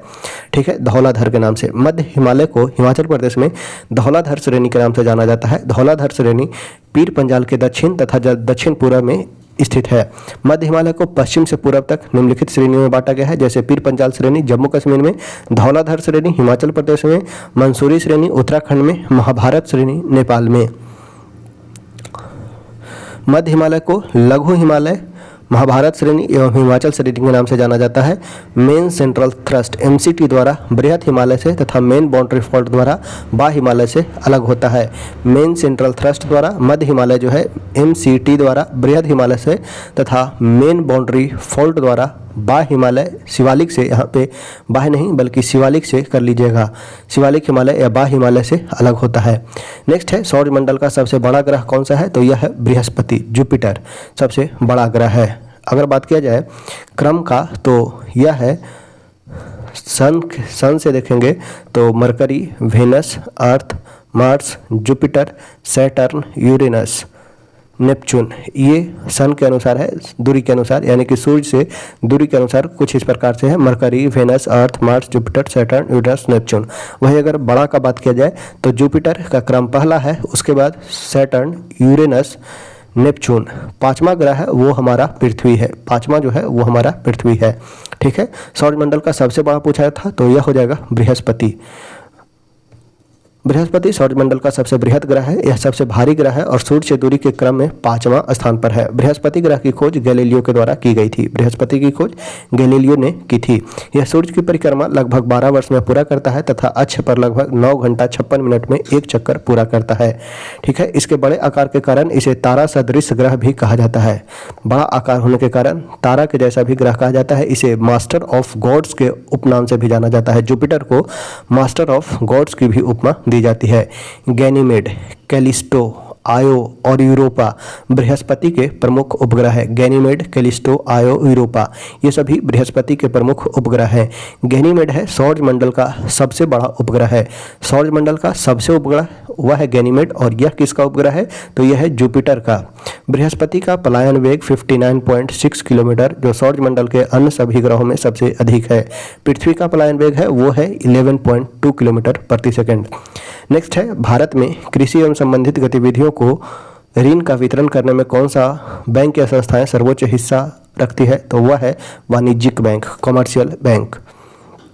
भारत में कृषि एवं संबंधित गतिविधियों को ऋण का वितरण करने की में वाणिज्यिक बैंक सर्वोच्च हिस्सा रखती है। क्षेत्रीय ग्रामीण बैंक, इसका स्थापना 1975 में की गई थी। इसकी स्थापना इंदिरा गांधी की सरकार के कार्यकाल के दौरान ग्रामीण ऋण पर नरसिम्हन समिति की सिफारिश के बाद 2 अक्टूबर 1975 को RRB रीजनल रूरल बैंक की स्थापना की गई थी। 1975 में KCC योजना का प्रारंभ 1998 में शुरुआत किया गया। इस योजना में किसानों को अधिकतम आवश्यक खाद्यान्नों की खरीद के लिए बजट 2025 में 5 लाख रुपया मिल सकता है। नेक्स्ट है 49, जिस ब्याज से कम दर पर बैंक द्वारा ग्राहकों को उधार देने की उम्मीद नहीं की जाती है उसे क्या कहा जाता है, तो उसे कहा जाता है आधार दर। जिस ब्याज से कम दर पर बैंकों द्वारा ग्राहकों को उधार देने की उम्मीद नहीं की जाती है वह कहलाता है आधार दर। ठीक है, भारतीय रिजर्व बैंक ने प्रधान उधार पर आधारित उधार दे प्रणाली के स्थान पर जुलाई 2010 से आधार दर प्रणाली को लागू किया। अखिल भारतीय दलित वर्ग संघ की स्थापना किसने की थी? अखिल भारतीय दलित वर्ग संघ की स्थापना किसके द्वारा किया गया था? तो बी आर अम्बेडकर के द्वारा। बी आर अम्बेडकर ने अखिल भारतीय दलित वर्ग संघ का मुख्य उद्देश्य यह सुनिश्चित करना था कि भारत के निर्णय लेने वाले निकाय में अनुसूचित यानी कि एससी को उचित प्रतिनिधित्व दिया जाए। बहिष्कृत हितकारिणी सभा का गठन 1924 में बी आर अम्बेडकर के द्वारा। बहिष्कृत हितकारिणी सभा। स्वतंत्र श्रमिक पार्टी इंडिपेंडेंट लेबर पार्टी की स्थापना 1936 में बी आर अम्बेडकर के द्वारा। ज्योतिबा फुले ने सत्यशोधक समाज की स्थापना 1873 में। बालिका विश्वविद्यालय की स्थापना 1851 में सावित्रीबाई फुले ने किया था। अखिल भारतीय ट्रेड यूनियन कांग्रेस की स्थापना 1920 में एम एन जोशी ने। अखिल भारतीय ट्रेड यूनियन कांग्रेस की स्थापना 1920 में एम एन जोशी ने किया और इसके प्रथम अध्यक्ष लाला लाजपत राय को बनाया गया था। नेक्स्ट है सत्यमेव जयते उक्ति कहाँ से लिया गया है? तो यह मुंडको उपनिषद से लिया गया है। मुंडको उपनिषद से। अथर्ववेद के उपनिषद मुंडको उपनिषद है, प्रश्नोपनिषद है एवं मांडुक्योपनिषद है। अथर्ववेद का एकमात्र ब्राह्मण ग्रंथ है वो है गोपथ ब्राह्मण ग्रंथ। यह अथर्ववेद का ब्राह्मण ग्रंथ है। वेद का बात किया जाए तो यह 4 हैं। वेद 4 हैं, वेदांग 6 हैं, पुराण 18 है। याद रखिएगा 4, 6, 18, 108। वेद 4 हैं, वेदांग 6 हैं। वेद 4, वेदांग 6, पुराण 18, उपनिषद 108 है। ठीक है, ऋग्वेद, यजुर्वेद, सामवेद, अथर्ववेद इन चारों वेदों को संहिता कहा जाता है। पुराण की संख्या 18 है। पुराणों के रचयिता है लोमहर्ष एवं उनके पुत्र उग्रसर्वा को माना जाता है। पुराणों में मत्स्य पुराण सबसे प्राचीन एवं प्रमाणिक पुराण है। नेक्स्ट है कौन सा नारा सुभाष चंद्र बोस द्वारा दिया गया था? सुभाष चंद्र बोस जय हिंद दिए थे। जय हिंद सुभाष चंद्र बोस के द्वारा। दिल्ली चलो का नारा यह भी दिया गया था सुभाष चंद्र बोस के द्वारा, दिल्ली चलो। जय जवान जय किसान यह दिया गया था लाल बहादुर शास्त्री के द्वारा। जय हिंद का नारा सुभाष चंद्र बोस ने दिया है। इनकलाब जिंदाबाद का नारा मौलाना हसरत मोहनी के द्वारा दिया गया था, परंतु भगत सिंह ने इसे लोकप्रिय बनाया था। ध्यान देना है, इनकलाब जिंदाबाद यह नारा दिया गया था मौलाना हसरत मोहनी के द्वारा, लेकिन इसे लोकप्रिय बनाया गया था भगत सिंह ने बनाया था। नेक्स्ट है जय जवान जय किसान का नारा लाल बहादुर शास्त्री ने। वंदे मातरम का नारा बंकिम चंद्र चटर्जी द्वारा दिया गया था। नेक्स्ट है पहला प्राचीन ओलंपिक खेल कब शुरुआत हुआ? तो यह हुआ 1776 ईस्वी में। 1776 ईस्वी में पहला प्राचीन ओलंपिक खेल प्रारंभ हुआ। 776 ईस्वी पूर्व में। आधुनिक ओलंपिक खेल 1896 में एथेंस में हुआ। प्रथम शीतकालीन ओलंपिक खेल का आयोजन 1924 में चेमोनिक्स प्रांत यानी कि फ्रांस में हुआ था। चेमोनिक्स फ्रांस का जगह है जहां प्रथम शीतकालीन ओलंपिक खेल आयोजन किया गया। प्रथम पैरा ओलंपिक खेल का आयोजन 1960 में। प्रथम पैरा ओलंपिक खेल का आयोजन 1960 रोम में हुआ था। अंतर्राष्ट्रीय ओलंपिक समिति का मुख्यालय है लुसाने स्विट्जरलैंड में। नेक्स्ट है किस इतिहासकार ने अकबर द्वारा प्रतिपादित दीन ए इल्लाही को एक धर्म कहा था? दीन ए इल्लाही 1500 दीन ए इलाही को किसने एक धर्म कहा था? तो अबुल फजल ने। दीन ए इलाही धर्म की स्थापना की गई थी 1582 में एवं 1582 में एवं इलाही संवत चलाया गया था 1583 में। 1583 में इलाही संवत चलाया गया था। दीन ए इलाही को एक धर्म कहा था अबुल फजल ने, जिन्होंने अकबर का जीवन कृति अकबरनामा लिखा। ठीक है, अकबरनामा लिखा था अबुल फजल ने। दीन इलाही को धर्म कहा था जो 1582 में अकबर द्वारा स्थापित था, और दीन इलाही को धर्म कहा था वो थे अकबरनामा के लेखक अबुल फजल। ठीक है, अबुल फजल ने अकबर द्वारा प्रतिपादित दीन इलाही को एक धर्म कहा। दीन इलाही की शुरुआत अकबर द्वारा 1582 में किया गया। अबुल फजल ने दीन इलाही के बारे में कहा कि सभी धर्मों में सामंजस्य स्थापित करने के लिए इसकी स्थापना की गई है। अबुल फजल अकबर के नवरत्नों में से एक थे।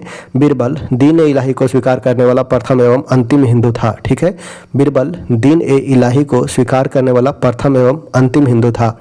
नेक्स्ट है बांग्लादेश की स्वतंत्रता की घोषणा कब की गई थी? तो यह घोषणा किया गया था वर्ष 1971 में। वर्ष 1971 में बांग्लादेश की स्वतंत्रता की घोषणा 1971 में की गई। बांग्लादेश की मुक्ति के लिए युद्ध 1971 में भारत और पाकिस्तान के बीच लड़ा गया, जिसके परिणाम स्वरूप बांग्लादेश की जनवादी गणराज्य की स्वतंत्रता हुई। 25 मार्च 1971 को रात को पश्चिमी पाकिस्तान के द्वारा पूर्वी पाकिस्तान के लोगों के खिलाफ ऑपरेशन सर्च लाइट शुरू करने के बाद युद्ध शुरू हुआ।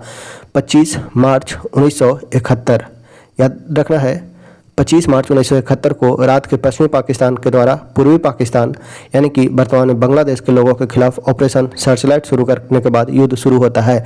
बांग्लादेश की मुक्ति या आज़ादी के लिए उसके समर्थन में भारत द्वारा ऑपरेशन जैकपॉट चलाया गया था। ऑपरेशन जैकपॉट चलाया गया। 16 दिसंबर 1971 को पश्चिमी पाकिस्तान यानी कि वर्तमान पाकिस्तान के आत्मसमर्पण के बाद युद्ध समाप्त हुआ और पूर्वी पाकिस्तान आज़ाद हुआ था। सैम मानेकशॉ उस समय भारतीय सेना के प्रमुख और इंदिरा गांधी भारत की प्रधानमंत्री थी। 26 मार्च 1971 को बांग्लादेश को आधिकारिक स्वतंत्रता दिवस मनाया जाता है। ठीक है, डेट याद रखना है 26 मार्च।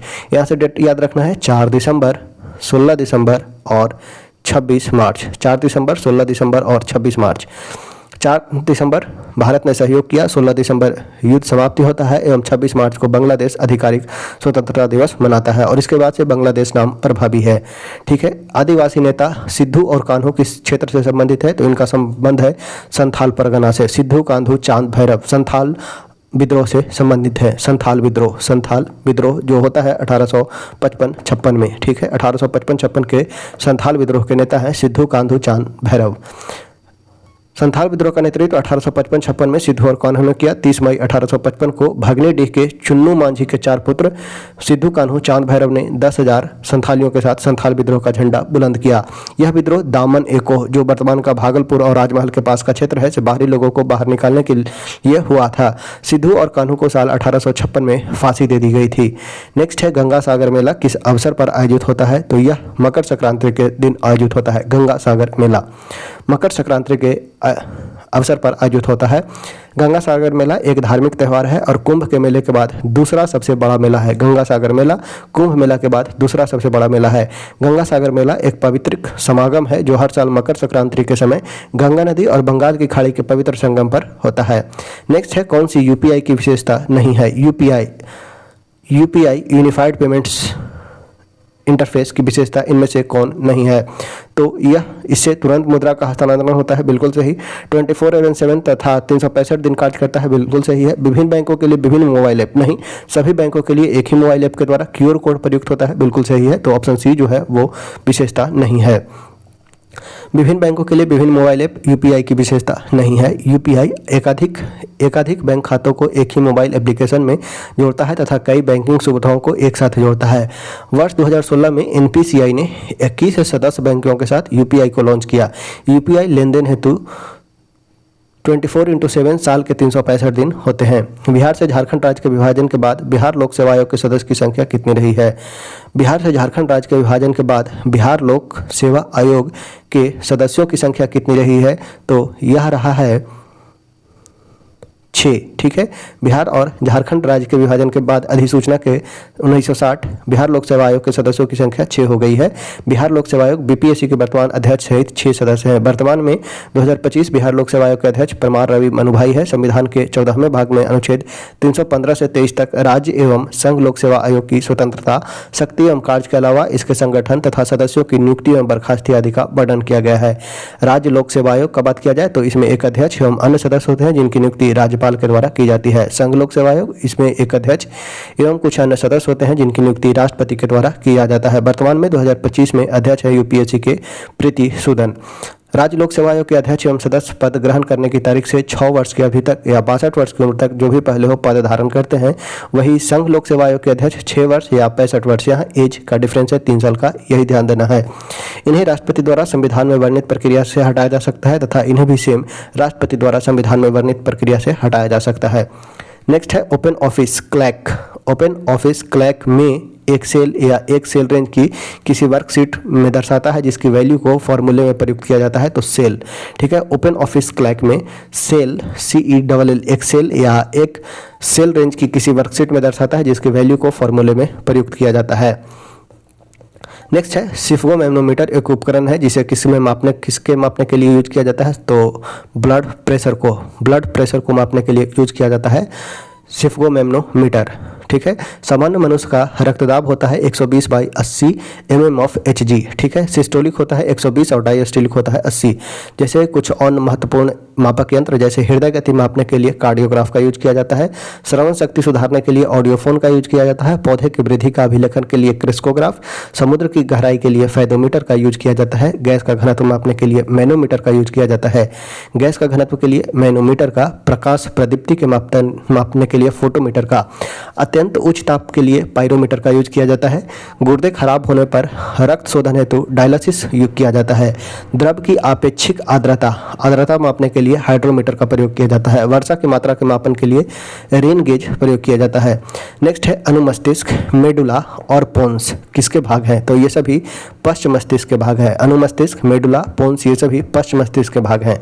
ऑप्शन हो जाएगा वो हो जाएगा बी। अनुमस्तिष्क, मेडुला और पोन्स मानव शरीर में पश्च मस्तिष्क के भाग हैं। अनुमस्तिष्क के क्या कार्य है? तो यह शरीर के गति के संतुलन और समन्वय को नियंत्रित करता है। मेडुला का कार्य है यह हृदय गति, श्वास और रक्तचाप जैसी बुनियादी जीवन सहायक गतिविधियों को नियंत्रित करता है। यह मेरुदंड के बगल में स्थित होता है। पोन्स का कार्य क्या है? तो यह सोना, जागना एवं सपने देखने जैसी गतिविधियों को प्रभावित करता है। ठीक है। Fore brain, mid brain, hind brain, brain के 3 पार्ट्स होते हैं। नेक्स्ट है बिहार में 1857 की क्रांति का केंद्र कहाँ था? तो यह था जगदीशपुर। बिहार में 1857 की क्रांति का केंद्र जगदीशपुर आ रहा था। इस दौरान जगदीशपुर में विद्रोह कुंवर सिंह ने संभाला था। कुंवर सिंह की मृत्यु के बाद विद्रोह का नेतृत्व उनके भाई अमर सिंह ने किया। अंत में विलियम टेलर एवं विंसेंट आयर ने यहाँ विद्रोह को दबा दिया था। नेक्स्ट है जैसे 1857 के विद्रोह के प्रमुख केंद्र एवं नेतृत्वकर्ता, जैसे कानपुर से है तात्या टोपे एवं नाना साहब। कानपुर से नाना साहब एवं तात्या टोपे।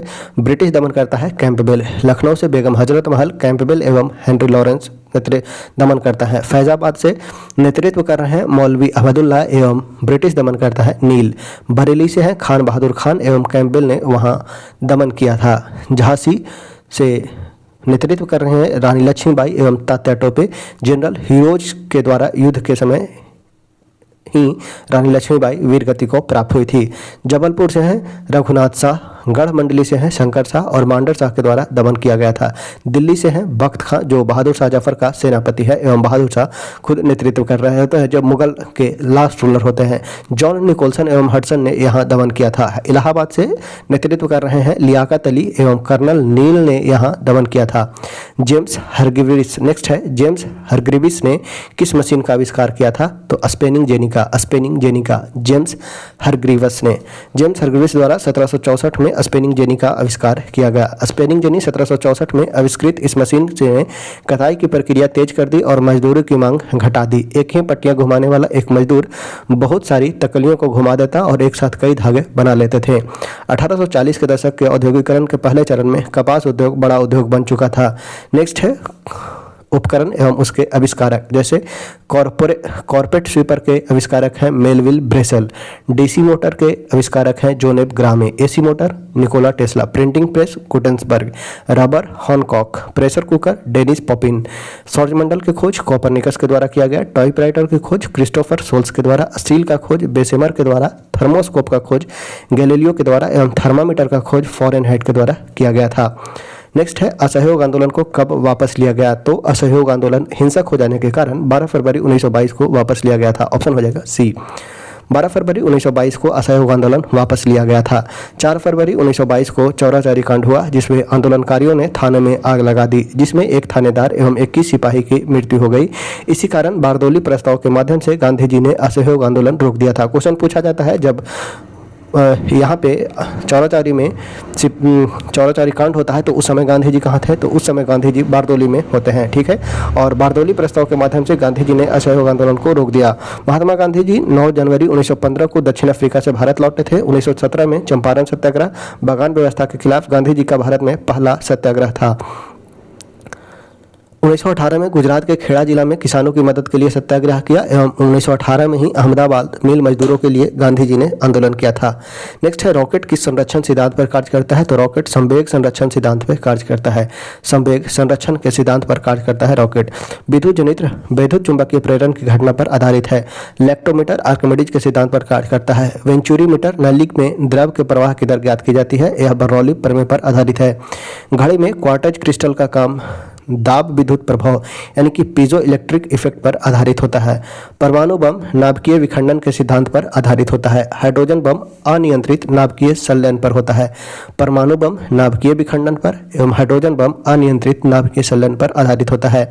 नेक्स्ट है बिजली के झटके को जोखिम से बचने के लिए हम किसका यूज करते हैं, तो भू संपर्क तार का, ग्राउंड वायर का यूज करते हैं। बिजली के झटके के जोखिम से बचने के लिए हम भू संपर्क तार का प्रयोग करते हैं। भू संपर्क तार प्रायः हरा विद्युत रोधी आवरण होता है।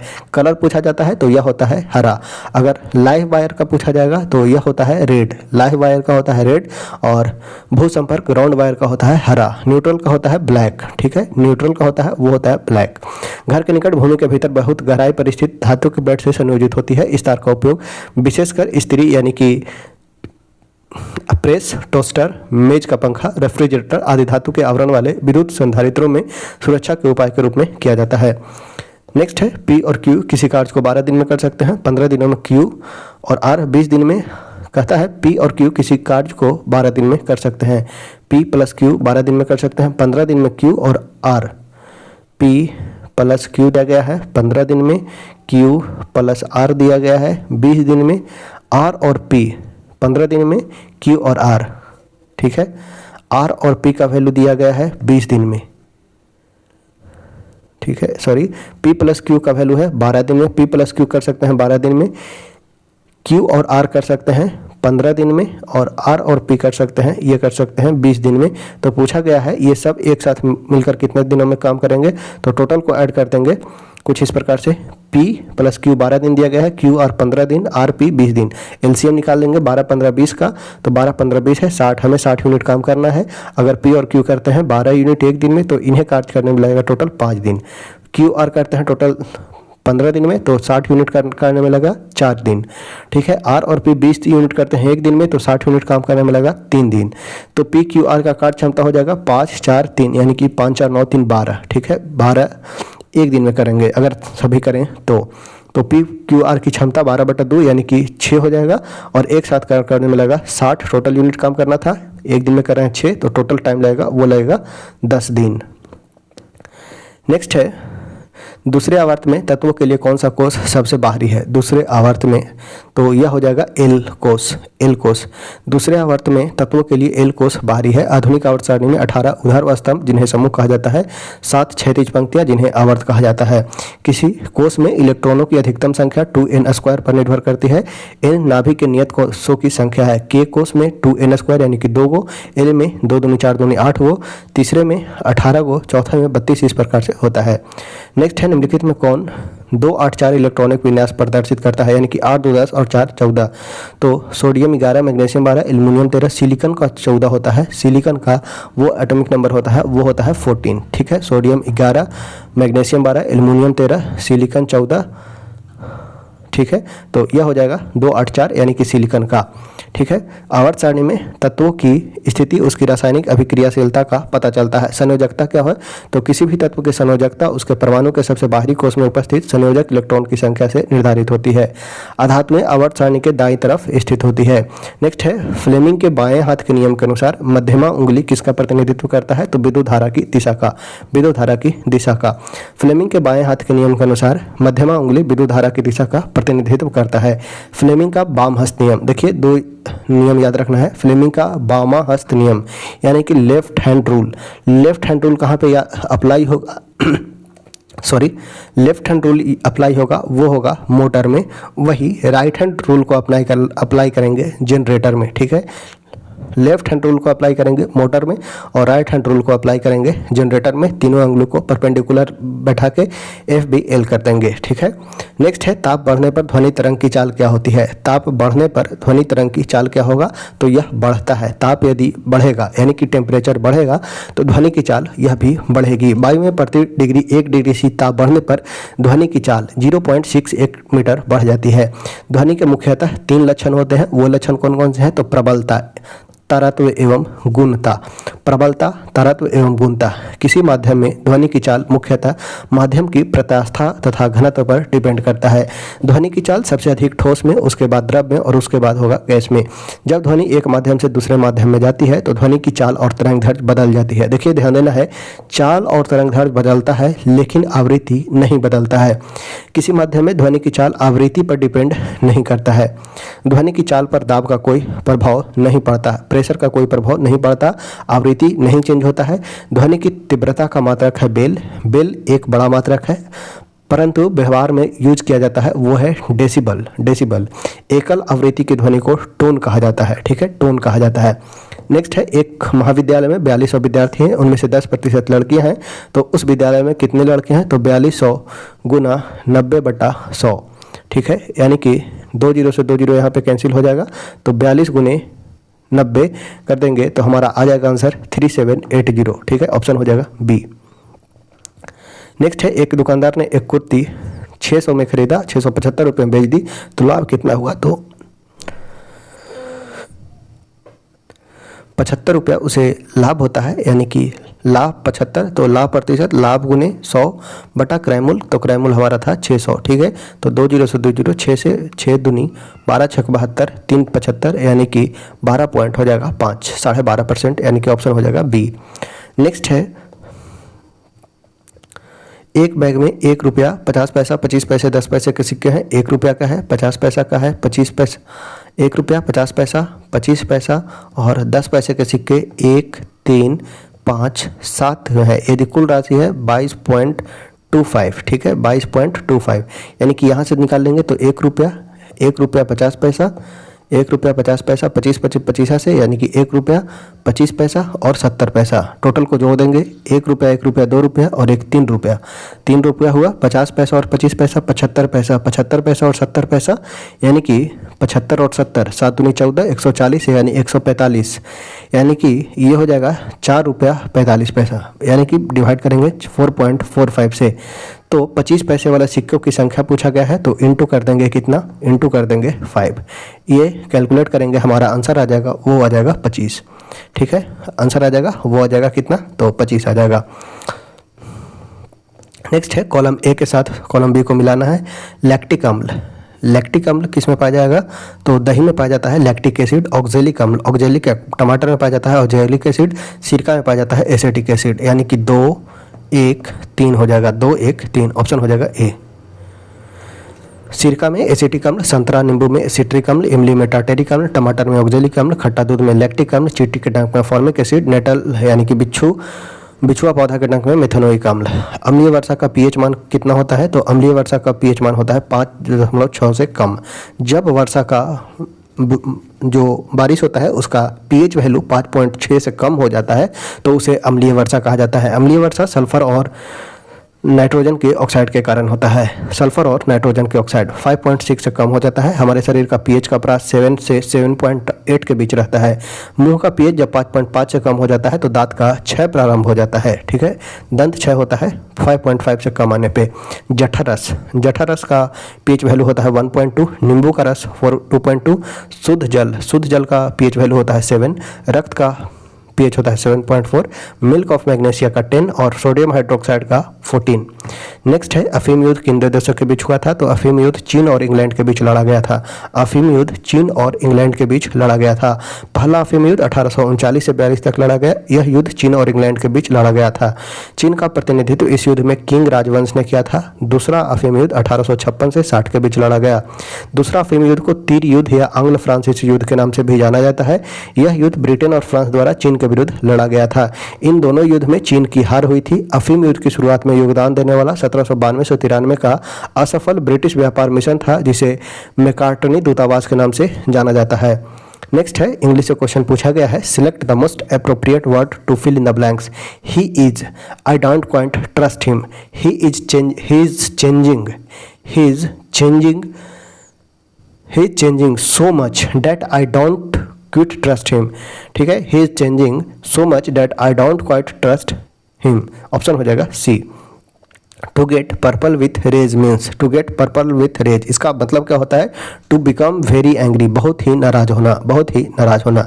Antonyms of word anomaly, anomaly का एंटोनिम्स क्या होगा यानी कि उल्टा क्या होगा? तो यह हो जाएगा एनोमेली। एनोमेली मीन्स होता है असंगत, असंगत का हो जाएगा संगत, यानी कि यह हो जाएगा एनोमेली। पूछा गया है antonym of the word anomaly is conformity, यानी कि संगत, कन्फॉर्मिटी, संगत हो जाएगा संगत, कन्फॉर्मिटी। ध्वनि तरंगे किसमें सबसे तेज गति से चलती है? तो अभी बतलाया गया था सबसे अधिक स्पीड होता है वो होता है ठोस में, सबसे अधिक होता है वो होता है ठोस में। नेक्स्ट है ध्वनि तरंग सबसे तेज ठोस में होती है। विभिन्न माध्यम में ध्वनि की चाल भिन्न भिन्न होती है। यह मुख्यतः माध्यम की प्रत्यास्थता के कारण विक्षोभ एक कण से दूसरे पर संचरित होती है।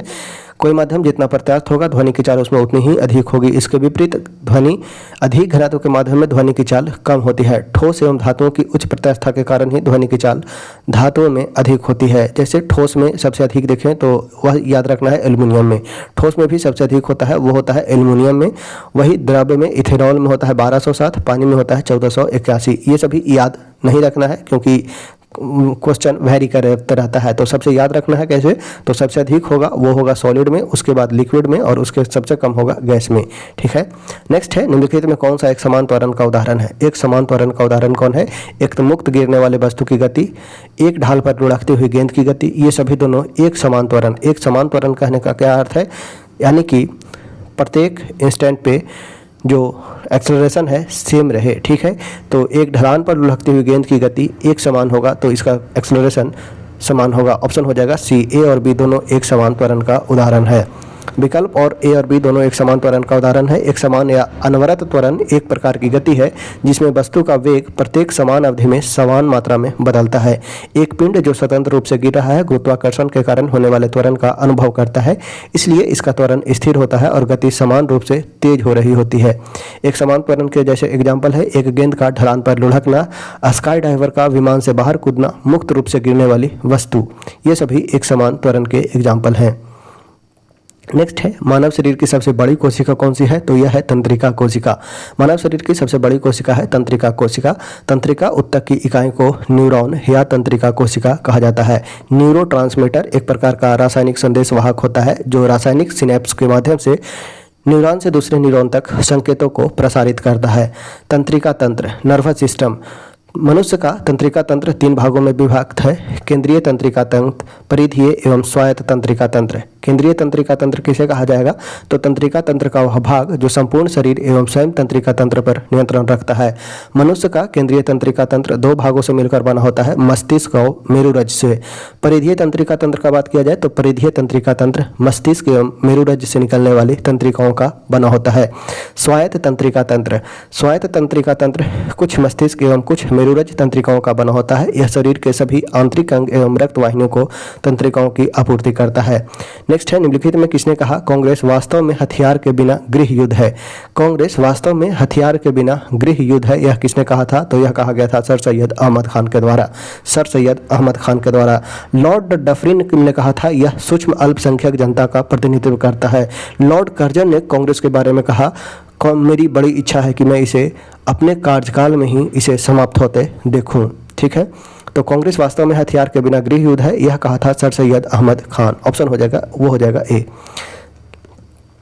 सर सैयद अहमद खान ने कहा था कांग्रेस वास्तव में बिना हथियारों के गृह युद्ध है, उन्हें कड़े शब्दों में कांग्रेस की निंदा की थी। सर सैयद अहमद खान एक मुस्लिम समाज सुधारक थे। उन्होंने अलीगढ़ मुस्लिम विश्वविद्यालय की स्थापना 1875 में मोहम्मडन एंग्लो ओरिएंटल कॉलेज के रूप में की थी, जिसका नाम बदलकर 1920 में अलीगढ़ मुस्लिम विश्वविद्यालय कर दिया गया। नेक्स्ट है कार्बन टेट्राक्लोराइड और पानी के मिश्रण को अलग करने के लिए किस तकनीक का यूज किया जाएगा? तो सेपरेटिंग फनल का। सेपरेटिंग फनल का कार्बन टेट्राक्लोराइड और पानी के मिश्रण को अलग करने के लिए सेपरेटिंग फनल का यूज किया जाएगा। पृथ्वीकारी कीप। नेक्स्ट है एक घोल में 450 ग्राम पानी और 50 ग्राम सामान्य नमक है, घोल का सांद्रता क्या है? तो यह हो जाएगा 50 बटा टोटल यानी कि 450 प्लस 50 यानी कि 500 गुने 100। दो जीरो से 2 जीरो, 5 से 5 10 50, यानी कि सांद्रता हो जाएगा वो हो जाएगा 10%। नेक्स्ट है वर्मी कंपोस्ट क्या होता है, तो यह एक प्रकार का जैव उर्वरक होता है। वर्मी कंपोस्ट एक प्रकार का जैव उर्वरक है। वर्मी कंपोस्ट को वर्मी कल्चर या केचुआ पालन भी कहा जाता है। गोबर, सूखे हरे पत्ते, घास फूस, धान का पुआल, कृषि अवशेष, शहर के कूड़ा करकट इत्यादि खाकर केचुओं द्वारा प्राप्त मल से तैयार खाद वर्मी कंपोस्ट कहलाता है। नेक्स्ट है एक नए डॉक्यूमेंट को खोलने का शॉर्टकट क्या है, तो शॉर्टकट है Ctrl+N। एक नए डॉक्यूमेंट्स को खोलना है तो Ctrl+N। एक नए डॉक्यूमेंट्स को खोलने के लिए शॉर्टकट की है वो है Ctrl+N। कंप्यूटर में शॉर्टकट की का मतलब होता है काम को छोटा या आसान बनाने वाला बटन। एक कीबोर्ड शॉर्टकट असल में एक की कॉम्बिनेशन होता है जो एक निश्चित मापदंड करता है। ठीक है, Ctrl+A का मतलब है सिलेक्ट ऑल, Ctrl+A का मतलब है सिलेक्ट ऑल, Ctrl+B का मतलब है बोल्ड, Ctrl+C का मतलब है कॉपी, Ctrl+E का मतलब है सेंटर, Ctrl+I का मतलब है इटैलिक लेटर लिखना, Ctrl+M का मतलब है मूव, N का मतलब है न्यू, Ctrl+S का मतलब है सेव, V का मतलब है पेस्ट, X का मतलब है कट और Ctrl+Y का मतलब है वो है रीडू। Ctrl+Y का मतलब है रीडू, Ctrl+Z का मतलब है अंडू, Y का मतलब रीडू और Z का मतलब अंडू। Ctrl+D वर्तमान प्रोग्राम में फाइल मेन्यू विकल्प में जाना है। Ctrl+P का मतलब है प्रिंट और Ctrl+Q का मतलब है क्लोज।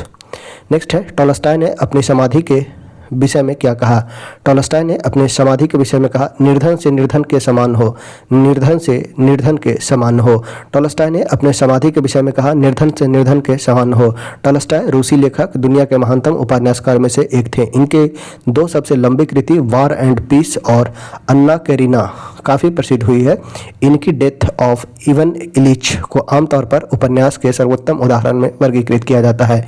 बुराई के प्रति अप्रतिरोध के उनके सिद्धांत को गांधी पर महत्वपूर्ण प्रभाव पड़ा था। उन्होंने मूल लोगों के खिलाफ अभियान में भाग लिया और इसके तुरंत बाद क्रीमिया युद्ध में भी भाग लिया। इसके बाद उन्होंने सेना का इस्तीफा दिया। महात्मा गांधी टॉलस्टॉय से अधिक प्रभावित थे। गांधी जी ने दक्षिण अफ्रीका में टॉलस्टॉय आश्रम की स्थापना 1910 में जर्मन शिल्पकार कॉलन बॉक की सहायता से किया था। गांधी जी के द्वारा टॉलस्टॉय फॉर्म की स्थापना 1910 में जर्मन शिल्पकार कॉलन बॉक की मदद से की गई थी। नेक्स्ट है अंबेडकर जयंती कब मनाया जाता है, तो अंबेडकर जयंती मनाया जाता है 14 अप्रैल को। 14 अप्रैल को अंबेडकर जयंती मनाया जाता है। वही इनका मृत्यु 6 दिसंबर को होता है, 6 दिसंबर को। हाल ही में तेलंगाना सरकार ने डॉक्टर BR अम्बेडकर के नाम पर अपने सचिवालय का नामांकन किया है तथा इनकी 125 फीट ऊंची कांस्य प्रतिमा का अनावरण किया है। 17 मई को विश्व दूरसंचार दिवस, 12 जनवरी को राष्ट्रीय युवा दिवस, 7 अप्रैल को विश्व स्वास्थ्य दिवस, 18 अप्रैल को विश्व विरासत दिवस, 11 मई को राष्ट्रीय प्रौद्योगिकी दिवस मनाया जाता है। विश्व स्वास्थ्य दिवस कब मनाया जाता है, तो यह मनाया जाता है 7 अप्रैल को। 17 अप्रैल को विश्व हीमोफीलिया दिवस, 22 मई को अंतर्राष्ट्रीय जैव विविधता दिवस, 29 जून को राष्ट्रीय सांख्यिकी दिवस, 23 अप्रैल को विश्व पुस्तक एवं कॉपीराइट दिवस, 11 जुलाई को विश्व जनसंख्या दिवस मनाया जाता है। नेक्स्ट है रेन शैडो यानी कि वृष्टि छाया क्या है, तो वृष्टि छाया एक ऐसा क्षेत्र है जो अपेक्षाकृत रूप से धरातलीय अवरोध के प्रभाव से कम वर्षा क्षेत्र प्राप्त करता है। एक ऐसा क्षेत्र जो अपेक्षाकृत रूप से धरातलीय अवरोध के प्रभाव से कम वर्षा क्षेत्र प्राप्त करता है उसे वृष्टि छाया क्षेत्र कहा जाता है। नेक्स्ट है नाटो। नाटो का मुख्यालय कहाँ है, तो नाटो का मुख्यालय है ब्रुसेल्स। ठीक है, ब्रुसेल्स, नाटो का मुख्यालय है ब्रुसेल्स। नवीनतम सदस्य देश है स्वीडन, 32वां सदस्य देश है। यह मार्च 2024 में सम्मिलित हुआ। नाटो में 2024 में नया सम्मिलित हुआ है ब्रुसेल्स, मुख्यालय है। नेक्स्ट है प्रमुख संगठन, जैसे इंटरपोल 1923 में स्थापना हुआ, पेरिस इसका मुख्यालय है। WTO 1995 में स्थापित हुआ। जिनेवा मुख्यालय है। रेड क्रॉस 1863 में स्थापना हुआ, जिनेवा मुख्यालय है। 3 बार रेड क्रॉस को नोबेल अवार्ड मिल चुका है। सार्क का मुख्यालय काठमांडू 1985 में स्थापना हुआ। UNEP संयुक्त राष्ट्र पर्यावरण कार्यक्रम, United Nation Environment Programme, Nairobi Kenya, Nairobi में मुख्यालय है। 1972 में स्थापना हुआ। IMF इंटरनेशनल मॉनेटरी फंड और वर्ल्ड बैंक दोनों को जुड़वा संगठन कहा जाता है। दोनों का मुख्यालय वाशिंगटन में है और दोनों का स्थापना 1945 में ही हुआ था। नाटो की स्थापना 4 अप्रैल 1949 को की जाती है। वर्तमान में नाटो में 32 सदस्य देश हैं उत्तरी अटलांटिक संधि संगठन, नॉर्थ अटलांटिक ट्रीटी ऑर्गेनाइजेशन एक सैन्य संगठन है। 31वां सदस्य देश है फिनलैंड और 32वां है स्वीडन। याद रखना है 31वां सदस्य देश है फिनलैंड, 32वां है स्वीडन। यूनिसेफ का मुख्यालय है न्यूयॉर्क शहर में है। यूनेस्को का मुख्यालय है पेरिस में। एमनेस्टी इंटरनेशनल का मुख्यालय है लंदन में। नेक्स्ट है विश्व जल दिवस कब मनाया जाता है, तो यह मनाया जाता है 22 मार्च को। 22 मार्च को विश्व जल दिवस मनाया जाता है। प्रमुख दिवस जैसे भाला फेंक दिवस 7 अगस्त को, विश्व उपभोक्ता दिवस 15 मार्च को, राष्ट्रीय समानता दिवस 14 अप्रैल को, BR अम्बेडकर का जन्मतिथि है।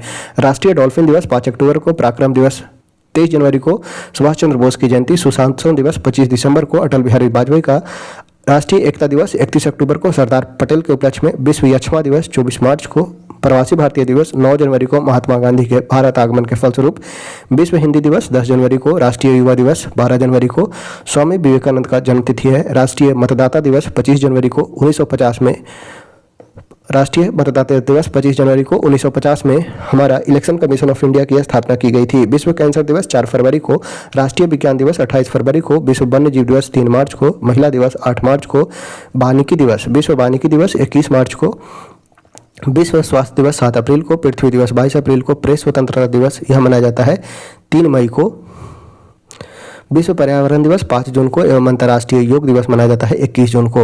नेक्स्ट है बिहार में तेल शोधन कारखाना कहाँ स्थित है, तो यह स्थित है बरौनी में। बिहार में तेल शोधन कारखाना स्थित है बरौनी में। बिहार में तेल शोधन कारखाना बरौनी में स्थित है। बरौनी में सोवियत संघ एवं रोमानिया के सहयोग से जुलाई 1964 में तेल शोधन कारखाना की स्थापना की गई। इस तेल शोधक कारखाने को असम, नाइजीरिया, इराक, मलेशिया से कच्चा तेल प्राप्त होता है तथा यह हल्दिया एवं पारादीप बंदरगाह से तेल पाइपलाइन द्वारा जुड़ा है। बिहार के बरौनी में 1962 में 320 मेगावाट के बरौनी ताप विद्युत केंद्र की स्थापना की गई थी। बरौनी में 1976 में हिंदुस्तान उर्वरक निगम की एक उत्पादन इकाई स्थापित की गई। बिहार का सबसे बड़ा नाइट्रोजन उर्वरक आधारित संयंत्र है जिसमें अमोनियम सल्फेट तथा सुपर फॉस्फेट उर्वरक का उत्पादन किया जाता है। बिहार में देखते हैं चीनी का प्रमुख उत्पादन केंद्र है सारण, पूर्वी चंपारण, पश्चिमी चंपारण, गया एवं पटना। जूता एवं चमड़ा के लिए है पटना, मोकामा एवं मुजफ्फरपुर। उर्वरक के लिए है बरौनी और रोहतास। सूती वस्त्र के लिए है गया, भोजपुर, सिवान और भागलपुर। सीमेंट के लिए है डालमियानगर, रोहतास और बंजारी। सीमेंट के लिए है डालमियानगर, रोहतास, बंजारी। कागज एवं गत्ता के लिए है समस्तीपुर, रोहतास, दरभंगा, पटना, मुजफ्फरपुर। अभियंत्रण के लिए है मुजफ्फरपुर, मोकामा एवं पटना। औषधि के लिए है मुजफ्फरपुर एवं पटना। जूट के लिए है कटिहार, समस्तीपुर एवं पूर्णिया। नेक्स्ट है क्वेश्चन नंबर 97। पटना विश्वविद्यालय की स्थापना कब की गई थी, तो 1917 में। पटना विश्वविद्यालय की स्थापना वर्ष 1917 में की गई थी। पटना विश्वविद्यालय देश का 7वां सबसे पुराना विश्वविद्यालय है। पटना कॉलेज की स्थापना 1863 में। पटना विश्वविद्यालय 1917 में, पटना कॉलेज 1863 में, पटना उच्च न्यायालय 1916 में। बालिका शिक्षा हेतु पटना में पटना विमेंस कॉलेज की स्थापना 1940 में की गई थी। इसकी स्थापना sister of the apostolic Carmel द्वारा किया गया था 1940 में। बिहार इंजीनियरिंग कॉलेज को 2004 में NIT का दर्जा दिया गया। 2004 में बिहार इंजीनियरिंग कॉलेज को NIT का दर्जा दिया गया। पटना में IIT की स्थापना 2008 में हुई और पटना में एम्स की स्थापना 2012 में होता है। नेक्स्ट है गया में IIM की स्थापना 2015 में हुई है। IIM की स्थापना गया में 2015 में। पटना संग्रहालय की स्थापना 1917 में तथा बिहार संग्रहालय की स्थापना वर्ष 2015 में की गई। नेक्स्ट है निम्नलिखित में किस जिला की सीमा अंतर्राष्ट्रीय सीमा नहीं बनाती है, तो यह हो जाएगा शिवहर। ऊपर का जिला है शिवहर जो सबसे छोटा जिला है और यह अंतर्राष्ट्रीय सीमा नहीं बनाता है। सुपौल, अररिया, किशनगंज बनाता है। पूर्वी चंपारण, मधुबनी बनाता है। शिवहर नहीं बनाता है। शिवहर जिला की सीमा अंतर्राष्ट्रीय सीमा नहीं बनाती है। अंतर्राष्ट्रीय सीमा बनाने वाली बिहार की 7 जिला हैं: पश्चिमी चंपारण, पूर्वी चंपारण, सीतामढ़ी, मधुबनी, सुपौल, अररिया, किशनगंज। नेपाल के साथ अंतर्राष्ट्रीय सीमा बनाती है। उत्तर प्रदेश के साथ बिहार के 8 जिला सीमा साझा करता है: पश्चिमी चंपारण, उसके नीचे गोपालगंज, सिवान, सारण, भोजपुर, बक्सर, कैमूर और रोहतास। झारखंड के साथ भी 8 जिला सीमा साझा करता है: रोहतास, औरंगाबाद, गया, नवादा, जमुई, बांका, भागलपुर और कटिहार। पश्चिम बंगाल के साथ बिहार के 3 जिले सीमा साझा करते हैं, वह है किशनगंज, पूर्णिया और कटिहार। बिहार का सबसे पूर्वी जिला है वह है किशनगंज। बिहार का सबसे पूर्वी जिला किशनगंज, सबसे पश्चिमी जिला कैमूर, सबसे उत्तरी जिला पश्चिमी चंपारण एवं सबसे दक्षिणी जिला है गया। नेक्स्ट है दून घाटी स्थित है कहाँ? दून घाटी स्थित है सोमेश्वर श्रेणी एवं रामनगर दून के बीच। सोमेश्वर श्रेणी एवं रामनगर दून के बीच दून घाटी सोमेश्वर श्रेणी और रामनगर दून के बीच स्थित है। दून घाटी को ही हरहा घाटी के नाम से भी जाना जाता है, जिसकी लंबाई 32 किलोमीटर एवं चौड़ाई 6 से 8 किलोमीटर है। उत्तर का शिवालिक पर्वतीय क्षेत्र एवं तराई प्रदेश। शिवालिक पर्वतीय क्षेत्र का विस्तार पश्चिमी चंपारण के उत्तरी सीमा तक है, जिसे निम्न उपवर्ग में विभाजित किया गया है। जैसे सोमेश्वर श्रेणी नवीनतम संरचना है जो बिहार का उत्तरतम श्रेणी है। यह पश्चिम में त्रिवेणी नहर से पूर्व में भिखना, थोड़ी दर्रे तक विस्तार है। नेपाल से बिहार को अलग करता है। इसकी सबसे ऊंची चोटी है सोमेश्वर, जिसकी ऊंचाई है 874 मीटर, जो बिहार की सबसे ऊंची चोटी है। सोमेश्वर, भिखना टोरी दर्रा, मरावत दर्रा आदि इसके अंतर्गत आने वाले प्रमुख घाटी हैं। हरा घाटी या दून घाटी, यह सोमेश्वर श्रेणी तथा रामनगर दून के मध्य जलोढ़ मैदान का भाग है। रामनगर दून का बात किया जाए तो सोमेश्वर श्रेणी के दक्षिण में स्थित है। संतपुर के निकट इसकी अधिकतम ऊंचाई है 242 मीटर। तराई प्रदेश यह शिवालिक श्रेणी के दक्षिण तथा गंगा के मैदानी भाग के उत्तरी सीमा पर स्थित है। यहाँ 150 से 200 सेंटीमीटर वर्षा होने के कारण घने वन एवं दलदली भूमि का विकास हुआ है। 6 से 8 किलोमीटर चौड़ी पट्टी है, जिसका विस्तार पश्चिमी चंपारण से लेकर किशनगंज तक है, जो बिहार और नेपाल के बीच सीमा बनाता है। इन सभी का उत्तर से दक्षिण की ओर क्रम है। सबसे ऊपर हो जाएगा वो हो जाएगा सोमेश्वर पहाड़ी, उसके नीचे हो जाएगा दून घाटी या हरा घाटी, उसके बाद है रामनगर दून और उसके बाद है जाएगा तराई प्रदेश। सोमेश्वर की पहाड़ी, उसके बाद दून घाटी या हरा घाटी, रामनगर दून और सबसे नीचे आ जाएगा वो हो जाएगा तराई प्रदेश। नेक्स्ट है कौन सा जलकुंड राजगीर में स्थित नहीं है। राजगीर में स्थित जलकुंड कौन सा नहीं है, तो लक्ष्मण कुंड का बात किया जाए तो यह मुंगेर में स्थित है। लक्ष्मण कुंड यह मुंगेर में स्थित है। नाना कुंड, सूर्य कुंड, मखदुम कुंड ये सभी राजगीर में स्थित है। बिहार के प्रमुख जल कुंड का बात किया जाए तो ब्रह्म कुंड यह राजगीर में है। बिहार में सर्वाधिक तापमान वाला गर्म कुंड है। ठीक है, ब्रह्म कुंड राजगीर में है, बिहार में सर्वाधिक तापमान वाला गर्म जल कुंड है। सप्तधारा यह भी राजगीर में है, अन्य नाम इसे सतधारवा के नाम से जाना जाता है। 7 धाराओं से गर्म जल कुंड निकलने के कारण इसका नाम पड़ा है। सूर्य कुंड, नान कुंड, गोम कुंड, मखदुम कुंड ये सभी राजगीर में है। सूर्य कुंड, नानक कुंड, गोम कुंड, मखदुम कुंड ये सभी राजगीर में है।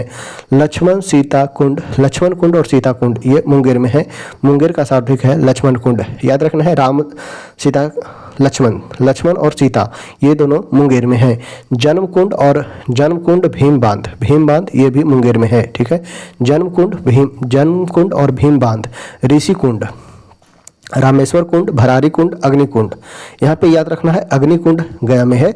वही सीता कुंड, जन्म कुंड, भीम बांध, ऋषि कुंड, सोमेश्वर कुंड, भरारी कुंड ये सभी मुंगेर में है और अग्निकुंड यह गया में स्थित है। तो चलिए इसी के साथ आज का जो फर्स्ट था वो समाप्त होता है। इसी की तरह आगे भी कंटिन्यू किया जाएगा। तो अगर आपको यह सेशन अच्छा लगा हो तो एक लाइक ज़रूर कीजिएगा। साथ ही साथ जिनका भी एग्ज़ाम है उनके साथ यह वीडियो को ज़रूर शेयर कीजिएगा। तो चलिए इसी के साथ वीडियो को यहीं पे करते हैं समाप्त।